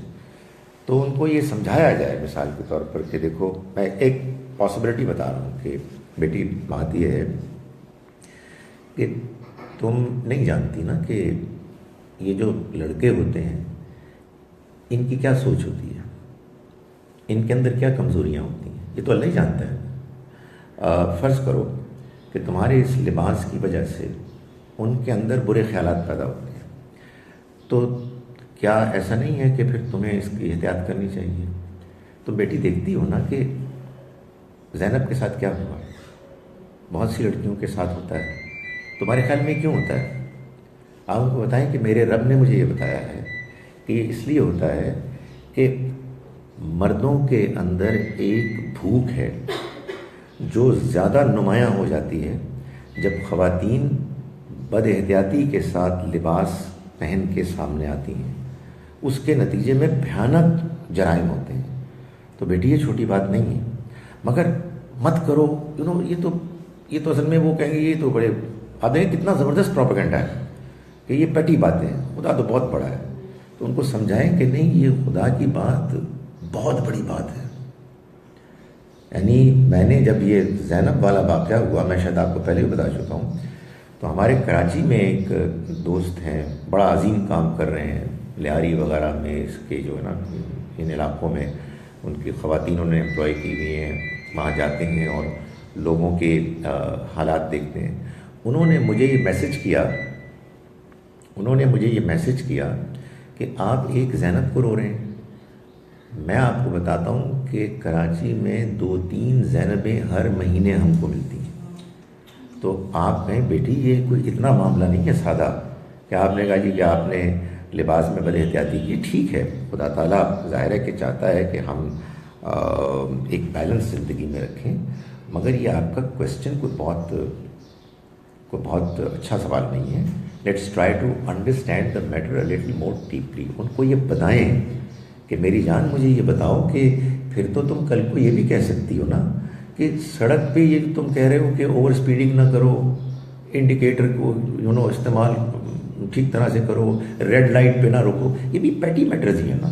تو پھر ایکسیڈنٹ سے کیسے بچو گے؟ پھر مرنے سے کیسے بچاؤ گے لوگوں کو؟ پھر یہ کیسے ہوگا کہ آپ ٹریفک کو آرگنائز کریں گے؟ جیسے کسی کی موت اور جیسے کسی کا زخمی ہونا ایک سیریس معاملہ ہے، اسی طرح سے لوگوں کے ساتھ کسی دوسرے کا ریپ کرنا یا زنا کرنا یہ بھی ایک بہت بڑا حادثہ ہے. جیسے ہم اس بات کو مانتے ہیں کہ ٹریفک کے حادثات سے بچنے کے لیے ہمیں ٹریفک رولز فالو کرنے ہیں، ایسے ہی اللہ تعالیٰ ہمیں سمجھا رہا ہے کہ ان حادثات سے بچنے کے لیے بھی ہمیں کچھ رولز فالو کرنے ہیں. سو کچھ سمجھانے کی کوشش کریں، لیکن محض ایک جملہ بول دینا اور ان کو کہنا کہ یہ مت کرو یہ، تو پھر اصل میں ہم اس ویسٹرن پروپیگنڈے کے آگے بالکل ناکام ہو جائیں گے. تو ہم اپنے دین کو جیسا اس نے بتایا ہے اس کو سمجھیں. Let's try to worry about the fact کہ ہم نے اپنے بچوں کو کنونس کرنا ہے اور ان کو پوری پکچر دکھانی ہے اور ان کو یہ بتانا ہے کہ جو ہمارے دین میں باتیں بیان کی گئی ہیں ان کی کیا حکمت ہے. ابھی ہم نے آیات جو کی تھی اس میں جب یہ جنت کا آیا تھا تو آپ نے کہا تھا کہ ہم اس کا میٹافور لیں گے. سیم گوز فار جہنم. سو ریپیٹڈلی وہی آیتیں آئی ہیں نا اسی طرح سے کہ جہنم آگ ہے اس پہ چلیں گے، جنت نہریں بہ رہی ہیں شہد. اگر ہم اس کو میٹافور لے رہے ہیں تو پھر ہمیں کیا لینا چاہیے یا مجھے کیسے سمجھنا چاہیے کہ ایگزیکٹلی کیا ہوگا یہ آفٹر میں یا میری دوسری زندگی؟ دیکھیں، یہ جو جنت اور جہنم کے بارے میں نے کہا کہ یہ میٹافر ہیں، یہ ظاہر مجھے کوئی حق حاصل نہیں ہے کہ میں اپنے انڈرسٹینڈنگ اور امیجنیشن جو مجھے ایک for some reason aesthetic reason سمجھ میں آ رہی ہے، پسند آ رہی ہے، میں اس کو بیان کروں. قرآن نے بیان کیا. سورہ آل عمران کی آیت نمبر 7 میں اللہ تعالیٰ نے یہ بتایا ہے کہ قرآن کی بعض آیات ہیں کہ جو متشابہات ہیں، جو مطلب میٹافورک ہیں، ان کی حقیقت کوئی نہیں جانتا سوائے اللہ کے. اور جو علم میں مضبوط اور ڈیپ ہیں، راسخ ہیں، وہ یہ کہتے ہیں یہ سب اللہ کی طرف سے. جن کے دل میں کوئی ٹیڑھ ہے وہ ان کی ریالٹی کو جاننے کی کوشش کرتے ہیں. تو یہ قرآن نے بتایا. اب آپ کا سوال کہ پھر ہم کیا امیجن کریں. دیکھیں، میٹافوریکلی بھی جو اللہ تعالیٰ نے بات ڈسکرائب کی ہے وہ اصل میں اس زمانے کے عرب بدوؤں کی ذہنی سطح کو اور جو وہ امیجن کر سکتے تھے اس کو سامنے رکھ کے ڈسکرائب کی ہے تاکہ ان کو بات سمجھ میں آئے. جیسے میں مثال کے طور پر لوگوں کو سمجھانے کی کوشش کرتا ہوں کہ جنت کی ڈسکرپشن میں انگور ہیں، انار ہیں، کھجور ہیں، آم نہیں ہے. اس لیے کہ آم سے عرب بدو واقف ہی نہیں تھے. ہندوستان میں قرآن نازل ہوتا تو سب سے زیادہ آموں کا ذکر ہوتا. ہمیں جو جنت کے بارے میں امیجن کرنے کے لیے باتیں بتائی گئی ہیں ان میں ایک یہ ہے کہ وہاں نہ کوئی مستقبل کا خوف ہوگا، نہ ماضی کا غم ہوگا. وہاں انسان کو وہ سب کچھ ملے گا جو وہ چاہے گا، اس سے مزید بھی ملے گا. وہاں انسان کو جو زندگی ملے گی وہاں سے وہ کبھی ہٹنے لوٹنے کی خواہش نہیں کرے گا. وہاں اس کو اللہ اس سے راضی ہوگا، وہ اللہ سے راضی ہوگا. وہاں اگر وہ گیا تو اس کے اطمینان کے لیے اگر اس کے والدین اور اس کی اولاد اور اس کے رشتہ دار ایمان اور نیک عمل کے ساتھ وہ بھی کامیاب ہوں گے تو وہ سب کو ملا دے گا. یہ بہت کافی ہے. باقی یہ جو کچھ بھی ہے، یہ ڈسکرپشن، یہ اصل میں محض ایک آئیڈیا دینے کے لیے کہ دیکھو یہ صرف کوئی فیلنگز نہیں ہے، کوئی اسپریچول ایکسپیرینس نہیں ہوگا، بلکہ ایک ریئل فزیکل ایکسپیرینس ہوگا. لیکن وہ کیا ہوگا تم اس کا اندازہ نہیں کر سکتے. ہم ایک آئیڈیا بعض لوگوں کو دے رہے ہیں، بس اسی پر اپنے آپ کو محدود رکھو. اس سے آگے اس کے بارے میں نہ سوچو. باقی جو اس کے بارے میں ایک اور انداز میں ہم نے ڈسکرپشن دیا ہوا ہے، جس کے میں نے کچھ اشارے کیے، اس سے تم امیجن کر لو کہ وہ ایک انبلیویبلی امیجنیبلی جو بیوٹیفل دنیا ہو سکتی ہے، جو اللہ تعالیٰ اپنے بہترین لوگوں کو دے گا، وہ جگہ ہوگی. So it's a physical thing. جی جی بالکل، اس میں کوئی Same goes for Jahannam. Same goes for Jannah. Doctor آپ نے آج لیکچر میں نیت کی بات کی، انٹینشن کی بات کی کہ اللہ تعالیٰ ہمارے انٹینشنز دیکھے گا کہ ہم واقعی اس کام میں کتنا نیت رکھتے ہیں کرنے کی. کل ہی ایک ڈسکشن ہو رہی تھی، تھوڑی سی آئی وانٹ سم کلیریفیکیشن کہ گولڈ پہننا مردوں کے لیے اور سلک پہننا مردوں کے لیے حرام. somebody was saying is haram. So is what I understand is is it because اول تو یہ حرام is a very big word، مجھے قرآن میں تو ڈائریکٹلی اس چیز کا وہ نہیں، بٹ یہ ایک انٹرپریٹیشن ہے. Is it actually wearing of gold and silk, اور is it the feeling of arrogance that you get when you are wearing something like this. مطلب یہ کس طرح سے literally اس کو لیا جائے گا، یا اس کی ایک انٹینشن جو یا یہ جو فیلنگ آپ کے اندر آتی ہے which is what اللہ تعالیٰ wants to say کہ avoid کریں آپ اس کو. دیکھیں، جب بھی ہم دین کی بات کرتے ہیں تو یہ ایک مجبوری ہے. میں کم از کم اپنی مجبوری سمجھتا ہوں، اگرچہ کہ بعض لوگوں کے لیے بڑی بورنگ چیز ہو کہ میں بار بار ایک چیز کو ریپیٹ کروں کہ دین ہم کو ملا ہے ایک سورس سے، اور وہ نبی اکرم صلی اللہ علیہ وسلم کی ذات گرامی ہے.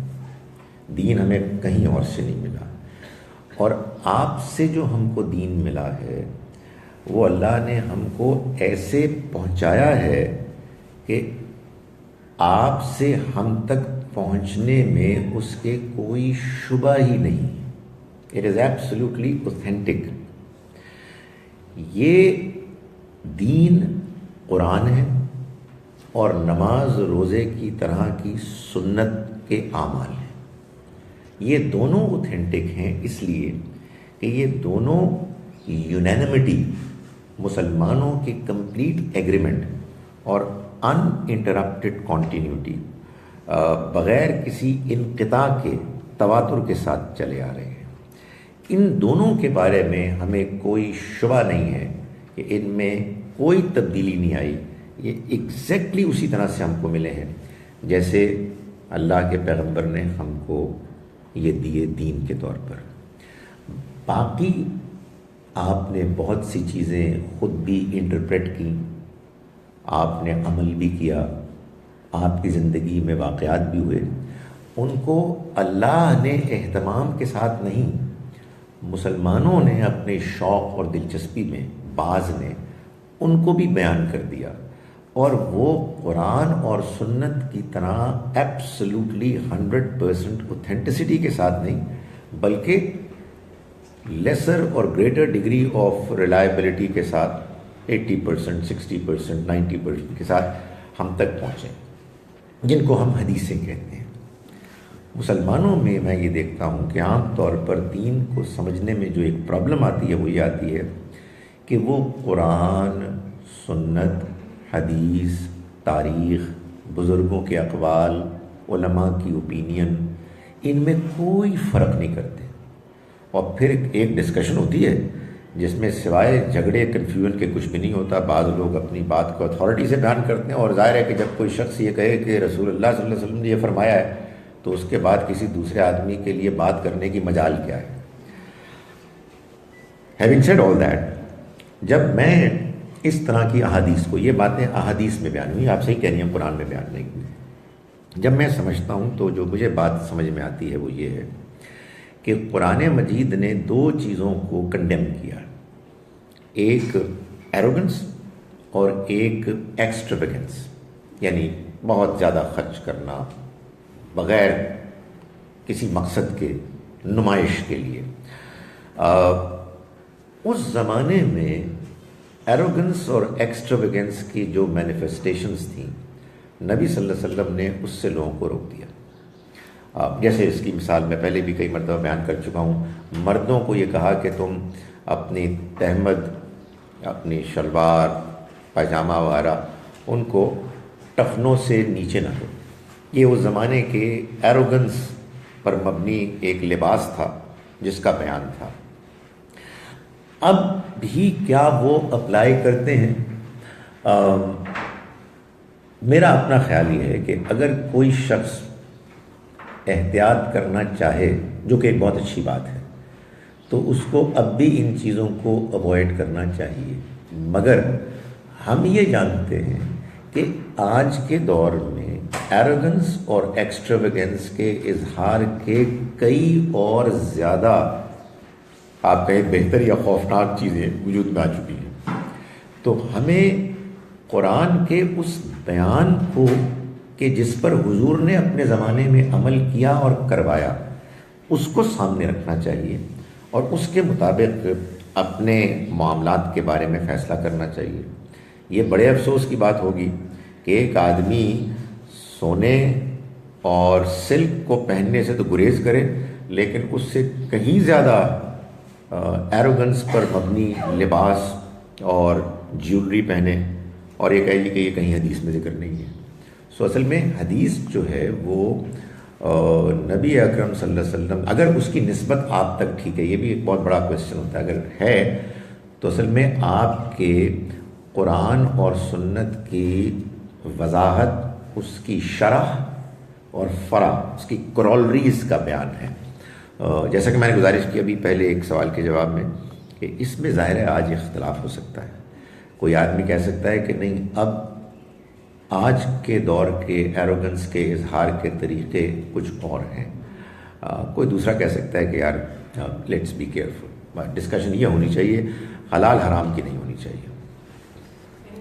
میرا سوال اسی سے ریلیٹڈ ہے کہ پھر intention is every thing, right? تو اگر قرآن اس دور کے حساب سے پھر ہم اپنی سوچ سے جو سمجھتے ہیں، جیسے ابھی آپ نے کہا کہ ظاہر ہے سوچنا تو we should have a broader view of ایوری تھنگ، اور اس وقت یہ سوچنا کہ صرف لباس پہننا یا کوٹ پہننا اور چیزیں کرنا، we should apply our own thoughts and processes ourselves.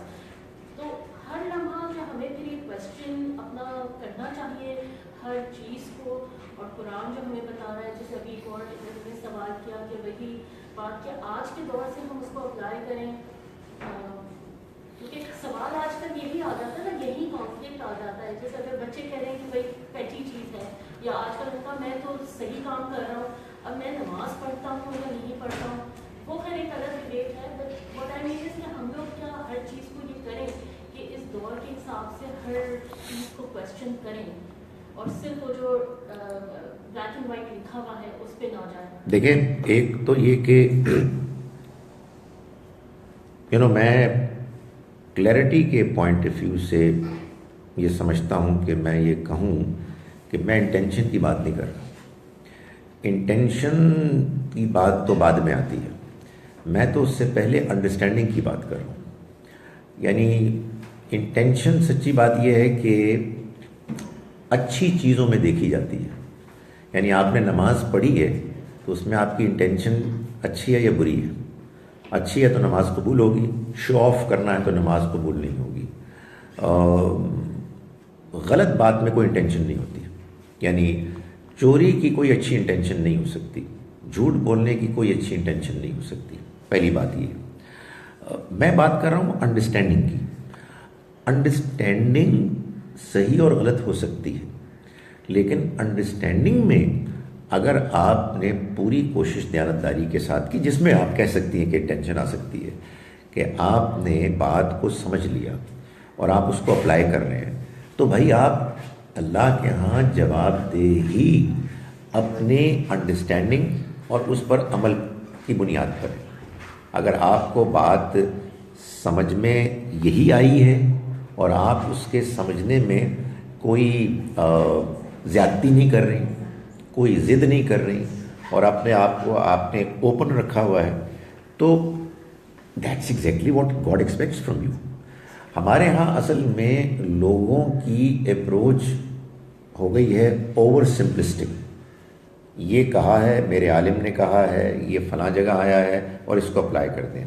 تو آپ کے سوال کا جو ایک حصہ تھا اس کا جواب یہ ہے کہ یس، خدا تعالیٰ واقعی یہ چاہتا ہے کہ ہم صبح و شام یہ وری کرتے رہیں کہ یہ ٹھیک ہے یا نہیں ہے، یہ ایسے ہونا چاہیے، ایسے ہونا چاہیے.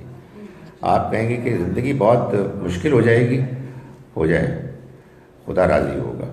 اس لیے کہ اگر میں کوئی کام کر رہا ہوں ایسا کہ جس میں مجھے کھٹک محسوس ہو رہی ہے، میرا ضمیر مجھ کو کچھ ملامت کر رہا ہے، تو لگتا یہ ہے کہ اللہ تعالیٰ یہ چاہتے ہیں کہ پھر ہم اس میں کمفرٹیبل محسوس نہ کریں، اپنا اطمینان کریں. اس کے لیے آپ کو پھر اسٹرگل بھی کرنی پڑے گی، اس کے لیے آپ کو اپنے علم میں بھی اضافہ کرنے کی کوشش کرنی پڑے گی. یو سی، لائف میں ایڈجسٹمنٹس اور بیلنس کرنا پڑتا ہے آدمی کو، لیکن یہ نہیں ہو سکتا کہ کسی ایک انڈرسٹینڈنگ کو زندگی کے کسی ایک دور میں اختیار کرنے کے بعد آدمی ضد میں آ جائے کہ جو میں نے سوچا تھا بس وہی ٹھیک ہے. میں آنیسٹلی یہ بعض اوقات بڑا پریشان ہوتا ہوں. ابھی ریسنٹلی میں ایک اسی طرح کے کویسچن آنسر سیشن میں کسی کو جواب دے رہا تھا، تو جواب دیتے دیتے میں نے محسوس کیا کہ جن کو میں جواب دے رہا ہوں انہوں نے سنے بغیر ایک اور سوال کر دیا. میں نے کہا پلیز میری بات تو سن لیں، اس لیے کہ اصل میں ان کو میرا جواب پسند نہیں آیا. تو ان کا نہیں یہ میں کہا جی میں آپ یقین جانیے کہ میں وہی کہہ رہا ہوں جو آپ نے مجھ سے سوال کیا ہے. سو یو نو، ہمیں کانسٹنٹلی اپنے علم کو ریویو کرنا ہے. ہمیں ہر وقت کوشش کرنی ہے کہ ہم یہ جانیں کہ کہیں ایسا تو نہیں ہے کہ جو بات ہم نے سمجھی ہے وہ غلط ہے. لیکن یہ بات صحیح ہے کہ میں آج جس بات کے لیے جواب دہ ہوں وہ اصل میں دین کا وہ علم اور فہم ہے جو ابھی تک مجھ کو سمجھ میں آیا ہے. لیکن جو ابھی تک مجھ کو سمجھ میں آیا ہے وہ غلط ہو سکتا ہے. اس وجہ سے میں اپنے آج کے فہم اور علم پر عمل کروں گا اور دوسروں کی بات سنتا رہوں گا. اور کہیں اگر دوسری بات مجھے زیادہ صحیح لگنے لگے تو میں یہ نہیں کہوں گا کہ نہیں میں نے تو اسی طرح سے سمجھا ہے، تمہاری ایسی کی تیسی. میں آنیسٹلی یہ محسوس کرتا ہوں کہ بعض مذہبی لوگ اس معاملے میں ضدی ہوتے ہیں، تو اس کے بعد آپ مجھے نہیں سمجھ میں آتی کہ جو قرآن کہہ رہا ہے کہ سچائی کو مانو، سچی بات کو سمجھو. اور پھر یہ کہ آئی ڈونٹ نو، آپ کو سیلف کرٹیکل ہونا چاہیے. یعنی سب سے زیادہ کرٹیسزم آپ کو کرنا چاہیے اپنے اپنی ذات گرامی کا، اپنے آپ کا.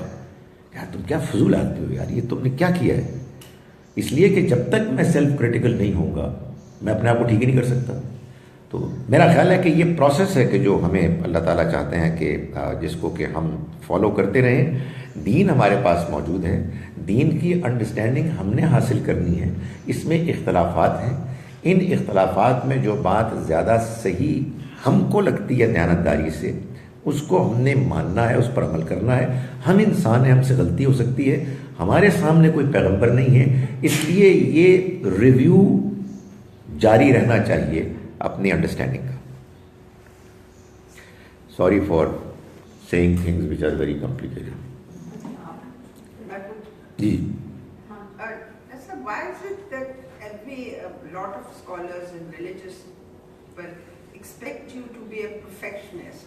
یہ جو کانسٹنٹلی ہوتا ہے کہ جی آپ اپنے آپ کو ہر وقت امپروو کریں، ہر وقت اپنے آپ کو کرٹیسائز کریں. آپ بھی یہی کہتے ہیں और so इसका क्या जिंदगी में do you expect everyone to be a perfect human being till you die?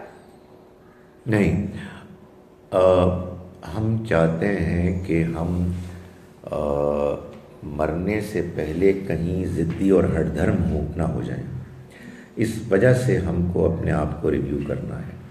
Perfect तो हम हो ही नहीं सकते, लेकिन मैं अपनी ज़ात को इतनी अहमियत ना दूं कि अगर कोई मुझे क्रिटिसाइज़ करे तो मैं उसके ऊपर बरस पड़ूं। मुझे अपने आप को क्रिटिसाइज़ करना है इसलिए कि मुझे अपनी ज़ात से मोहब्बत है, मैं अपने आप को चाहता हूँ। आप मुझे इजाज़त दें, मैं सेल्फिश हूँ, because I am selfish, in a good sense. I want my self to be criticised. Y? Because I want to improve my self. इसलिए कि मैं चाहता हूँ कि मैं किसी गलती पर अड़ ना जाऊँ। मैं नहीं चाहता कि मैं अबू जहल, अबू लहब, फ़िरौन बनूँ कि जो राय उन्होंने कायम कर ली उस राय पर वो अपनी ज़ात के साथ बेइंतहा मोहब्बत करने की वजह से उस पर अड़े रहे। परफेक्शनिस्ट कौन हो सकता है जी? मतलब हम बड़े कमज़ोर लोग हैं। हमें तो असल में अपने आप को गलतियों से आज़ाद करने की कोशिश करनी है, यानी बहुत सारी गलतियों से निकल के कम गलतियों की तरफ जाना है। इस प्रोसेस में कभी आप ये महसूस करें कि कोई शख्स आप पर बेजा तनकीद कर रहा है तो एक ऑनेस्ट इंट्रोस्पेक्शन करें और ये कहें कि इनकी बात कितनी वैलिड है। आप महसूस करें वैलिड नहीं है तो इग्नोर कर दें, इसलिए कि इस रास्ते को खुदा के वास्ते कभी ना रोकें। इसलिए कि अगर ये क्रिटिसिज्म का रास्ता बंद हो गया तो बड़ी खौफनाक चीज़ है। फिर तो आपको मैं ये बताऊं कि मजहबी गिरोह के जिनमें से बाज़ को आप पसंद नहीं करते और जिन्होंने कि दुनिया में मज़हब का नाम बदनाम किया हुआ है, वो बिल्कुल अपने आप को ठीक समझते हैं, सेल्फ राइटियस हैं वो, और उनके ख्याल में उनके ऊपर कोई तनकीद भी बिल्कुल वैलिड नहीं है। मुझे क्वेश्चन करना था कि कभी लेक्चर में भी बात की थी सेकंड ग्रेड सिटीजन की। सो आई थिंक उसके लिए वर्ड है ज़िल्ली या कुछ ऐसा वर्ड, ज़िम्मी। सो ये एक्चुअली इस्लाम में है या नहीं है, या ये ऐसे ही मतलब हमने बाद में बनाया है, या है तो क्यों है? क्योंकि मुझे लगता है कि रिलीजन की बेस पे आप किसी को सेकंड ग्रेड सिटीजन कर रहे हैं, एन एडल्ट पर्सन, तो वो तो फिर वो वाली बात आ गई ना कि आप काइंड ऑफ उन पे क्या ज़बरदस्ती कर रहे हैं कि तुम इस्लाम में आओ ताकि तुम सेकंड ग्रेड सिटीजन ना हो, क्योंकि इंसान तो सब बराबर होने चाहिए एक सोसाइटी में। मैंने जो गुजारिश की थी वो ये की थी, और यही बात मैं तकरीबन सारे ही अपने लेक्चर्स में कहता हूँ कि एक ज़माना होता है अल्लाह के रसूलों का और एक ज़माना होता है अल्लाह के रसूलों के अलावा। दुनिया में अक्सर ज़माने वो रहे हैं और अभी भी हैं जिनमें अल्लाह के रसूल खुद मौजूद नहीं हैं। जब अल्लाह के रसूल इस दुनिया में आ जाते थे तो एक छोटी क़यामत बर्पा हो जाती थी। उसमें उनके जानबूझकर इनकार करने वालों पर इसी दुनिया में सज़ा नाफिज हो जाती थी, ताकि ये सज़ा तमाम इंसानों के लिए क़यामत की एक बहुत बड़ी एविडेंस बन जाए। तो मैंने ये गुजारिश की थी कि सूरह तौबा में अल्लाह ने उस सज़ा को बयान किया है। वो सज़ा 3 डिफरेंट कैटेगरीज़ के लोगों की बयान हुई है। मुशरिकीन मक्का को कत्ल कर दिया गया जब अल्लाह का आखिरी फैसला आ गया। आज किसी को उसके मज़हब की वजह से कत्ल नहीं किया जा सकता। अहले किताब को लड़ के मजबूर कर दिया गया कि वो सेकंड रेट सिटीजन बने, अब ये कभी नहीं हो सकता। मुनाफिकीन को अहले ईमान से डिस्टिंग्विश कर दिया गया कि वो पकड़े जाएं और उनको भी सज़ा हो, ये अब कभी नहीं होगा। वो ख़ास एक्सक्लूसिव رسولوں کے زمانے کا بیان ہے. اور یہی میں کہتا ہوں کہ انفارچونیٹلی مسلمانوں نے یہ ایک بہت بڑا بلنڈر کیا ہے کہ رسول کے زمانے کو انہوں نے جنرلائز کر لیا ہے. چنانچہ یہ ہمارے لوگ کے جو ٹیررسٹس ہیں جو جہاد کے نام پر یہ سارا کچھ کر رہے ہیں وہ انہی آیات کو کوٹ کرتے ہیں جو آیات ایرا اسپیسیفک ہیں. وہ اسپیسیفک ہیں رسول اللہ صلی اللہ علیہ وسلم کے زمانے تک کے لیے. یہ میں نہیں کہہ رہا، یہ قرآن سے بالکل واضح ہو جاتا ہے. چنانچہ آج اس کا کوئی امکان نہیں ہے کہ آپ کسی دوسرے مذہب کو ماننے والے کو یہ کہیں کہ تم پاکستانی ہو مگر تم سیکنڈ ریٹ پاکستانی ہو. اس کا کوئی امکان نہیں. سر آئی ہیو اے کوسچن. یہ مسلمان جو مختلف طبقوں میں بٹے ہوئے ہیں، فرقوں میں، اور آپس میں ایک دوسرے کو مار رہے ہیں، تو اب ان کو اکٹھا کرنے کون آئے گا؟ کس طرح اکٹھے ہوں گے یہ، یا قیامت تک اسی طرح چلتا رہے گا؟ دوسری بات ہی صحیح لگتی ہے جی، اس لیے کہ دو ہی طریقے ہو سکتے تھے. ایک طریقہ یہ تھا کہ اللہ اپنے رسول بھیجتے اور لوگ ان کے ارد گرد اکٹھے ہو جاتے. ان کے آنے کی بات بھی آپ نے دیکھا کہ کوئی اکٹھے نہیں ہوئے، مار ہی دیا گیا ان کو. اس لیے کہ کیوں ملا؟ اس لیے کہ یہ دنیا ایک آزاد دنیا ہے. اللہ تعالیٰ نے ایک جگہ فرمایا ہے سورہ ہود میں آیت نمبر 118 میں. آپ میری میموری سے امپریس نہ ہو، یہ ایسے میں نے رٹا لگایا ہوا ہے، اور کل اس میں آیا تھا. سورہ نمبر 11 ورس 118 اللہ کا ارشاد ہے وَلَوْ شَاءَ رَبُّكَ، اگر تمہارا رب چاہتا لَجَعَلَ النَّاسَ أُمَّةً وَاحِدَةً، تو تمام انسانوں کو ایک دین میں جمع کر دیتا. وَلَا يَزَالُونَ مُخْتَلِفِينَ، مگر اس نے ایسا نہیں چاہا، یہ اختلاف کرتے رہیں گے. کیا مطلب؟ یعنی مطلب یہ ہے کہ اس نے یہ چاہا کہ یہ دنیا کی زندگی ایک جینون امتحان ہو. اس کو جینون امتحان بنانے کے لیے یہ ضروری تھا کہ لوگوں کو جینون آزادی ملے. یہ اس آزادی کا نتیجہ ہے کہ لوگ اختلاف کرتے ہیں. خدا نے یہ فیصلہ کیا ہے کہ وہ اس کو نہیں روکے گا.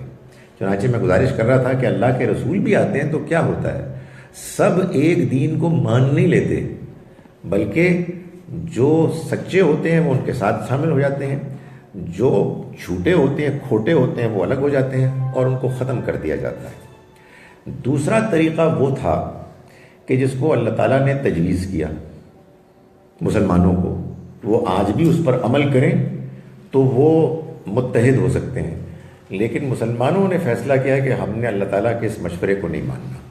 اور وہ مشورہ وہ ہے کہ جو سورہ آل عمران سورہ نمبر 3 کی آیت نمبر 103 میں ہے کہ وَاعْتَصِمُوا بِحَبْلِ اللَّهِ جَمِيعًا وَلَا تَفَرَّقُوا، اور تم اللہ کی رسی یعنی قرآن کو سب کے سب مل کر مضبوطی سے پکڑ لو اور تفرقے سے بچ جاؤ. تو ہم نے یہ طے کیا کہ ہم نے اللہ کی کتاب کو مضبوطی سے نہیں پکڑنا، نہیں سمجھنا، نہیں اس پر غور کرنا، نہیں اس کی بنیاد پر ایک دوسرے سے بات چیت کرنی، بلکہ اپنے اپنے بزرگوں کی بات سننی ہے. تو پھر اب تفرقے سے آپ نہیں روک سکتی، اور اللہ میاں نہیں روکنا چاہتے. تو قرآن کو بھی اب آپ اگر دیکھیں ہر ایک کی انٹرپریٹیشن ڈفرینٹ ہوتی ہے، تو کیسے ہم مضبوطی سے اور پکڑ کے اور یونائٹ ہو سکتے ہیں اس کے اندر؟ بیکاز ہر کوئی ایک آیت کا ذرا ڈفرینٹ ہی. وجہ یہ ہے کہ قرآن کا پڑھنا اور انٹرپریٹ کرنا مسلمانوں کی مجبوری ہے. وجہ یہ ہے کہ مسلمان سارے مانتے کہ اللہ کی کتاب ہے، لیکن اللہ کی کتاب کو مضبوطی سے پکڑنے کا مطلب یہ ہے کہ اس کو پڑھیں اور تمام آؤٹ سائیڈ سورسز سے آزاد کر کے پڑھیں. ہمارے لوگ قرآن کو پڑھتے ہیں اور پہلے سے اوپینین فارم کر کے پڑھتے ہیں، اور قرآن کو یہ کہتے ہیں کہ یہ بولو.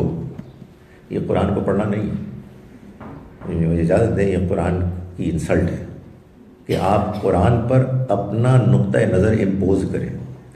تو آنیسٹلی یہ تو ہوتا ہے کہ جب آپ لوگوں سے بات کر رہے ہوتے ہیں اور قرآن کی بنیاد پر کر رہے ہوتے ہیں تو کہتے ہیں جی کہ انہوں نے تو یہ کہا ہے. تو ان کو یہ بتانے کی ضرورت پیش آتی ہے کہ انہوں نے یہ کہا ہے. انہوں سے مطلب اللہ میاں. सच ये बात जो है कि different scholars have different interpretation of what's in the Quran. मैं अभी इसी सवाल का जवाब दे चुका हूँ. नहीं ऐसा, पर आप जैसे लॉ ऑफ इनहेरिटेंस है, आपकी एक इंटरप्रिटेशन है, another scholar might have a slightly different from you. तो आप उसी कई टॉपिक्स पे I have listened to different scholars and they have different views on it. halal haram खाने पे, different things पे. आप how do you then decide कि भाई नहीं, Dr. Khalid Zahir is saying the right thing, or Ghamdi Saab, or anybody else? There has to be some criteria of what. देखें, जब आप कुरान को पढ़ेंगे और यूनाइट होंगे तो इसका ये हरगिज़ मतलब नहीं है कि आप बेवकूफ़ बन जाएंगे. आपकी इंटेलिजेंस बाकी रहेगी, आपकी आज़ादी बाकी रहेगी, डिफरेंसेस ऑफ ओपिनियन फिर भी होंगे, लेकिन आप यूनाइटेड होंगे. मसलन यही बात कि हम लॉ ऑफ इनहेरिटेंस पर गुफ्तगू करेंगे, अगर आप बहुत ज़्यादा इस बारे में इसरार ना करें कि हमारा हनफी पॉइंट ऑफ व्यू ठीक है या हमारा अहले हदीस पॉइंट ऑफ व्यू ठीक है, और हम मिसाल के तौर पर कुरान की रोशनी में समझेंगे, तो ज़्यादा से ज़्यादा क्या होगा? ज़्यादा यही होगा कि मैं ये कह रहा हूँ कि कलाला का ये मतलब है, आप कह रहे हैं कलाला का वो मतलब है, और हम आयात के कॉन्टेक्स्ट में देख के उसको तय कर रहे हैं. ये तो नहीं होगा ना कि आप कहेंगे जी वो वहाँ लिखा हुआ है इसलिए इसका ये मतलब है. तो हम जब डिसएग्री भी करेंगे तो हम समझेंगे एक दूसरे की बात कि ओके असल में आप ये मतलब ले रहे हैं. इस डिस्कशन से हमारे कुरान फहमी में इम्प्रूवमेंट आएगी. ये भी मुमकिन है कि मैं अपनी गलती समझ लूँ, ये भी मुमकिन है कि आप अपनी गलती समझ लें, ये भी मुमकिन है कि हम दोनों ये फैसला करें कि हम अभी अपनी अपनी बात ही को मान रहे हैं, but we understand that you have a reason to believe in what you are believing. इसके नतीजे में इत्तेहाद ख़त्म नहीं होता. यानी मुसलमानों के इकट्ठे होने और तफरक़े से बचने का मतलब ये नहीं है कि मुसलमान 100% एक ही बात को मानेंगे. ये तो सहाबा कराम के ज़माने में भी नहीं हुआ. ये तो मैं लोगों को मिसाल देता हूँ कि 2 पैगम्बर एक ज़माने में थे, मूसा अलैहिस्सलाम, हारून अलैहिस्सलाम, दोनों में इख्तलाफ हो गया. ये इख्तलाफ कोई बुरी चीज़ नहीं है, इफ्तराक है बुरी चीज़, कि मैं ये कहूँ कि ये मेरा पॉइंट ऑफ व्यू है और यही सही है और ये तुम्हारा पॉइंट ऑफ व्यू है और वो गलत है. ये बेवकूफ़ी जो मुसलमानों के अंदर पाई जाती है, उसकी वजह यह है कि उन्होंने एक सोर्स को नहीं, इसको तो छोड़ दिया, बहुत सी दूसरी सोर्सेस को ज़्यादा अहमियत दी. इसको पढ़ना और इसको इंटरप्रेट करना तो मुसलमानों की मजबूरी है. ये सारे ऐलान कर चुके हैं कि अल्लाह की किताब है, तो इस किताब के बगैर तो आगे काम नहीं चलेगा. मगर किताब क्या कहती है? किताब असल में वही कहती है जो मेरे इमाम ने कहा है.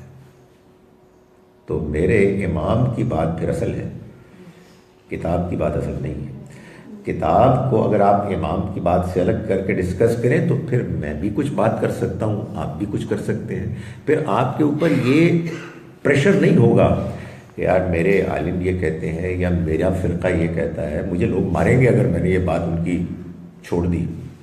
तो हमारे ऊपर तो प्रेशर्स है कि इस बात को अगर मैंने सुनना शुरू कर दिया, नहीं ख़बरदार, वो तो बड़ी गुमराह लोग हैं.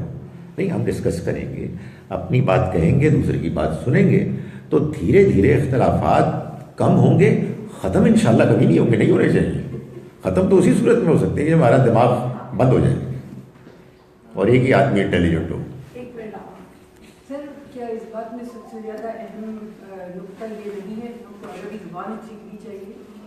मतलब उसमें महारत ना भी हासिल हो, लेकिन बेसिक अरबिक आती हो खुद समझने के लिए, वरना तो हम हमेशा किसी दूसरे के दिमाग, किसी दूसरे की सोच से ही चलेंगे ना. क्योंकि बहरहाल हमको जब अरबी नहीं आती तो उसका तर्जुमा या उसका तर्जुमा या उससे ही पहुँचेंगे ना.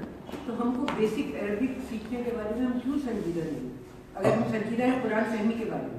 ये बात सही है. आपको अरबी ज़बान क्यों हमको अरबी ज़बान सीखते हैं और बहुत सारी दूसरी ज़बानें भी सीखते हैं, तो हम अरबी के ऊपर क्यों नहीं इसके ऊपर तवज्जो देते कि ये सीखना भी हमारा फ़र्ज है अगर हम इस किताब के बारे में वाकई संजीदा हैं. हमें अरबी सीखनी चाहिए. मैं तो बार बार इसके लिए तवज्जो दिलाता हूँ, लेकिन मैं आपको बताऊँ उसका क्या फ़ायदा होगा. اس کا جو سب سے بڑا فائدہ ہوگا وہ یہ ہوگا کہ جب ہم قرآن پڑھیں گے، اس کی تلاوت کریں گے، تو براہ راست اس کا مفہوم ہمارے اوپر آئے، ہم پر انفلوئنس کرے گا اور اثر کرے گا۔ ہم جب نماز پڑھیں گے تو ہم کو اللہ کی کتاب براہ راست سمجھ میں آئے گی، اور جب ہم علماء کا اختلاف سنیں گے تو ہم ایک نسبتاً بہتر پوزیشن میں ہوں گے اس بات کو طے کرنے کے لیے کہ کون کیا کہہ رہا ہے، اور شاید تھوڑا بہتر پوزیشن میں ہو کہ کس کی بات زیادہ صحیح ہے۔ اختلاف پھر بھی ختم نہیں نہیں، اختلاف ختم کرنے عربوں کے ہاں ایک پوائنٹ آف ویو نہیں ہے، وہ تو اللہ تعالیٰ کی مشیت جی، ارادہ ہی نہیں ہے ٹھیک، اختلاف ختم جی، کرنے کا۔ وہ تو کہہ رہے ہیں نا کہ میں فیصلہ، لیکن یو رائٹ، ہمیں قرآن کو ہمیں قرآن فہمی کے لیے میں کہتی ہوں، ہاں ٹھیک، اختلافات ختم بالکل۔ کرنے کے لیے وہ تو اللہ نے کہا ہی نہیں ختم کرنے کو، تو وہ ہم کوشش ہی کریں۔ اور ایک اور بات بھی ہے، اختلاف سے ہی معلوم ہوتا ہے کہ کون کس کا رویہ صحیح ہے، اچھا ہے۔ سارے اگر ایک ہی بات ماننے لگے تو امتحان ہی ختم ہو گیا۔ تو اختلاف سے اصل میں آپ کی سنسیریٹی معلوم ہوتی ہے۔ ایک وہ ہے کہ جو اختلاف کو برداشت نہیں کرتے، میں نے دیکھا ہے کہ آپ کسی سے ان سے فرق بات کریں، معلوم ہوتا ہے کہ وہ آپ کا منہ نوچ لیں گے، تو یہ تو نہیں اللہ تعالیٰ چاہتے ہیں۔ اختلاف سے معلوم ہوتا ہے کہ آپ انسان ہیں یا درندے ہیں، اس لیے کہ آپ دوسرے کو برداشت کریں، دوسرے کی بات سنیں، اپنی بات سنائیں، بس۔ بہت بڑا اللہ تعالیٰ نے کہا ہے کہ اختلافات کا فیصلہ میں کروں گا، جی، اور یہ کہ اگر اللہ چاہتا تو سب کو ایک ہی اس پہ کر دیتا۔ الحمدللہ۔ کوشش ہی فضول ہے۔ آپ نے جو بھی سورہ ہود کی آیت بھی کوٹ کی، میں صرف یہی کہوں گی کہ اس سے بھی مجھے یہی پتہ چلتا ہے، اور یہ اختلافات کی بھی جو بات ہو رہی ہے کہ ریلیجن جو ہے وہ بہت پرسنل چیز ہے، اور اسٹیٹ کی بھی نئی بات بنتی ہوئی، اسٹیٹ بھی پھر ایک ہی چیز سب پہ لگائے گی نا آگے، جو اس کو سمجھ آئے گا۔ تو ریلیجن پرسنل چیز ہے، اور ٹھیک ہے جب پرسنل چیزیں ہوتی ہیں تو پھر آپ کیا کانفلکٹ بھی ہوتے ہیں ایک دوسرے کے ساتھ، آپ ایگری اور ڈس ایگری بھی کرتے ہیں۔ تو باٹم لائن اس کہ آپ ان ایگریمنٹس کو سمجھیں، چاہے آپ نہیں بھی ایگری کرتے ہیں، کم از کم ٹالرنس تو ہونی چاہیے۔ گزارش یہ ہے کہ ریلیجن ایک پرسنل چیز ہے، یہ آپ نے آئی ایم شیور کہ اچھی نیت سے کہا ہے، لیکن میں یہ آپ کو بتاتا ہوں کہ یہ اسٹیٹمنٹ ایک کلش ہے جو ویسٹ میں اس لیے کہی جاتی ہے کہ اپنا مذہب اپنے پاس رکھو، جب پارلیمنٹ میں آؤ، جب مارکیٹ میں آؤ تو پھر تم ایک سیکولر انسان ہو، پھر دین وین کوئی چیز نہیں ہوتی۔ ظاہر ہے کہ یہ بات ہم نہیں کہہ رہے، یہ بات ہم کہہ رہے ہیں کہ مذہب خدا کا پیغام ہے، وہ پیغام صرف مجھے نماز پڑھوانے کے لیے نہیں آیا۔ اگر میرا بس چلے گا تو میں معاشرے میں اوبسینٹی کو ختم کرنے کی کوشش کروں گا، میں معاشرے میں سے سود کو ختم کرنے کی کوشش کروں گا۔ اس پوائنٹ آف ویو سے یہ صرف پرسنل نہیں ہے، لیکن میں کروں گا سلیقے سے، میں کروں گا سمجھا کے۔ جو ویسٹ میں چیز ڈیولپ ہو گئی ہے وہ یہ ہے کہ ہم نے میڈیول یورپ کی تاریخ سے یہ سیکھ لیا ہے کہ مذہب ایک خطرناک چیز ہے۔ مذہبی لوگ اگر معاشرے کو کنٹرول کریں گے تو they are going to play havoc with it, اس لیے اپنی ذات تک رکھو، اس کو معاشرے میں مت لاؤ۔ یہ ہم مطلب نہیں لیتے، ہمارے خدا نے ہم کو جہاں نماز کا حکم دیا ہے، جہاں سچ بولنے کا حکم دیا ہے، وہاں اس نے بعض احکام ہیں کہ جو معاشرے سے متعلق بھی بتائے ہیں، لیکن اس نے جس طرح سے ان کو پریکٹس کرنے کے لیے بتایا ہے وہ ایک ڈیموکریٹک طریقہ ہے، اس میں سمجھنے سمجھانے کا طریقہ ہے۔ لیکن آئی ایم شیور کہ جو آپ بات کہہ رہی ہیں وہ اس لحاظ سے آپ کہہ رہی ہیں کہ میرا پوائنٹ آف ویو اگر دوسرے سے ڈفرینٹ ہے تو کوئی مجھے دوسرا پوائنٹ آف ویو ماننے پر مجبور نہیں کر سکتا، یہ بالکل ٹھیک ہے۔ لیکن جو میرا دین اور میرا مذہب ہے وہ میرے اندر یہ جذبہ ہے کہ اگر کوئی کرسچن ہے، کوئی ہندو ہے، کوئی جیو ہے، میرے اندر کی دیرینہ خواہش ہے کہ وہ میرے اس نقطۂ نظر کو سنے اور وہ اس کو مانے۔ میں تو جیتا ہی اسی امید پہ ہوں کہ مجھے موقع ملے اور میں دوسروں کو بتاؤں۔ میں اس پر مطمئن نہیں ہوں کہ میں اپنے دین پر اور کوئی اور اس کے دین پر، یہ آبویسلی ایک مجبوری ہے کیونکہ میں لوگوں کو کنونس نہیں کر سکتا، اس لیے مجھے اپنی انڈرسٹینڈنگ، مجھے اپنے عمل کو بہتر کرنا ہے. اور مگر میرا دین مجھے یہ کہتا ہے کہ وما ارسلناک الا رحمۃ للعالمین، نبی صلی اللہ علیہ وسلم کا پیغام پوری دنیا کے لیے ہے، مگر یہ ڈنڈے کے زور سے نہیں آئے گا، یہ سمجھا کے آئے گا، یہ پہنچا کے آئے گا، یہ سوالوں کے جواب دے کے آئے گا، اینڈ ابو آل یہ اچھے کردار، اچھی پرفارمنس سے آئے گا. اسٹیٹ لیول پہ بھی ریلیجن ہونا چاہیے، کیونکہ بہت سی چیزیں تو ہم اسٹیٹ لیول پہ کریں گے، جیسے آپ نے کہا ہے کہ آبسینٹی یا جو سود کا نظام ہے، اور بھی بہت ساری حد ہیں جو لگتی ہیں، تو وہ تو پھر اسٹیٹ لیول پہ آئے گا. جی ایسا ہی. یعنی کہ اسٹیٹ کو ہونا چاہیے ریلیجن. اگر مسلمان اسٹیٹ کو چلائیں گے تو ضرور کریں گے، اس لیے کہ یہ تو نہیں ہو سکتا کہ مسلمان یہ کہیں گے کہ قرآن کا وہ حصہ کہ جو ہمارے انڈیویجول سے متعلق ہے اس پر میں عمل کروں گا، لیکن قرآن کا وہ حصہ کہ جو اسٹیٹ سے متعلق ہے وہ اب ریڈنڈنٹ ہے. یہ تو نہیں ہو سکتا. کیسے اسٹیٹ کو لیں گے؟ ایک اسٹیٹ بنانا چاہتے ہیں تو پھر کس طرح ہم بنائیں گے اسٹیٹ؟ اس کے لیے قرآن نے ایک اور حکم دیا ہے، قاعدہ دیا ہے کہ امرہم شورا بینہم، ہم مشورے سے کریں گے، ہم اس کو ڈیموکریٹکلی کریں گے، ہم لوگوں کو کنونس کریں گے. لیکن مسلم کنٹریز میں this has not been led by example. جی It is Muslim countries have been the poorest form of governance. کوئی ڈیموکریٹک دینی طور پہ جو ٹالرنس، اور اسی لیے لوگوں کی سوچ سیکولر ہو گئی ہے as far as I agree. state is concerned. اب نہ صرف یہ کہ موجودہ بلکہ آپ مسلمانوں کی تاریخ دیکھیں، اگر کوئی شخص اسلام کو مسلمانوں کی تاریخ سے سمجھے تو اس کو بلیم نہیں کر سکتے کہ وہ اس نتیجے تک پہنچے. دو نتیجے ایٹ لیسٹ. ایک تو مسلمانوں کا جو نظام ہے گورننس کا وہ ڈکٹیٹرشپ اور ڈائنسٹیز پر مبنی ہے، نمبر 1. اور دوسرا یہ ہے کہ ان کے سوشل جو معاملات ہیں اس میں ان کے گھروں کو اور محلات کو چلانے کے لیے غلام لونڈیوں کی بڑی ضرورت ہے. تو مسلمانوں کو مت دیکھیں، اصل میں قرآن اور سنت ہے کہ جو اصل دین ہے، باقی تو انٹرپریٹیشن جو لیڈر کرے گا ٹالرنٹ اسلام کی اور صحیح اسلام کی، ابھی تک تو وہ ہوا نہیں. ہم یہ کہتے ہیں کہ وہ اگر آپ قرآن اور سنت کو اس کا اصل مقام دے دیں تو انشاءاللہ شروع ہو جائے گا انشاءاللہ. بہت شکریہ جناب. اقول قولی ھذا واستغفر اللہ لي ولکم.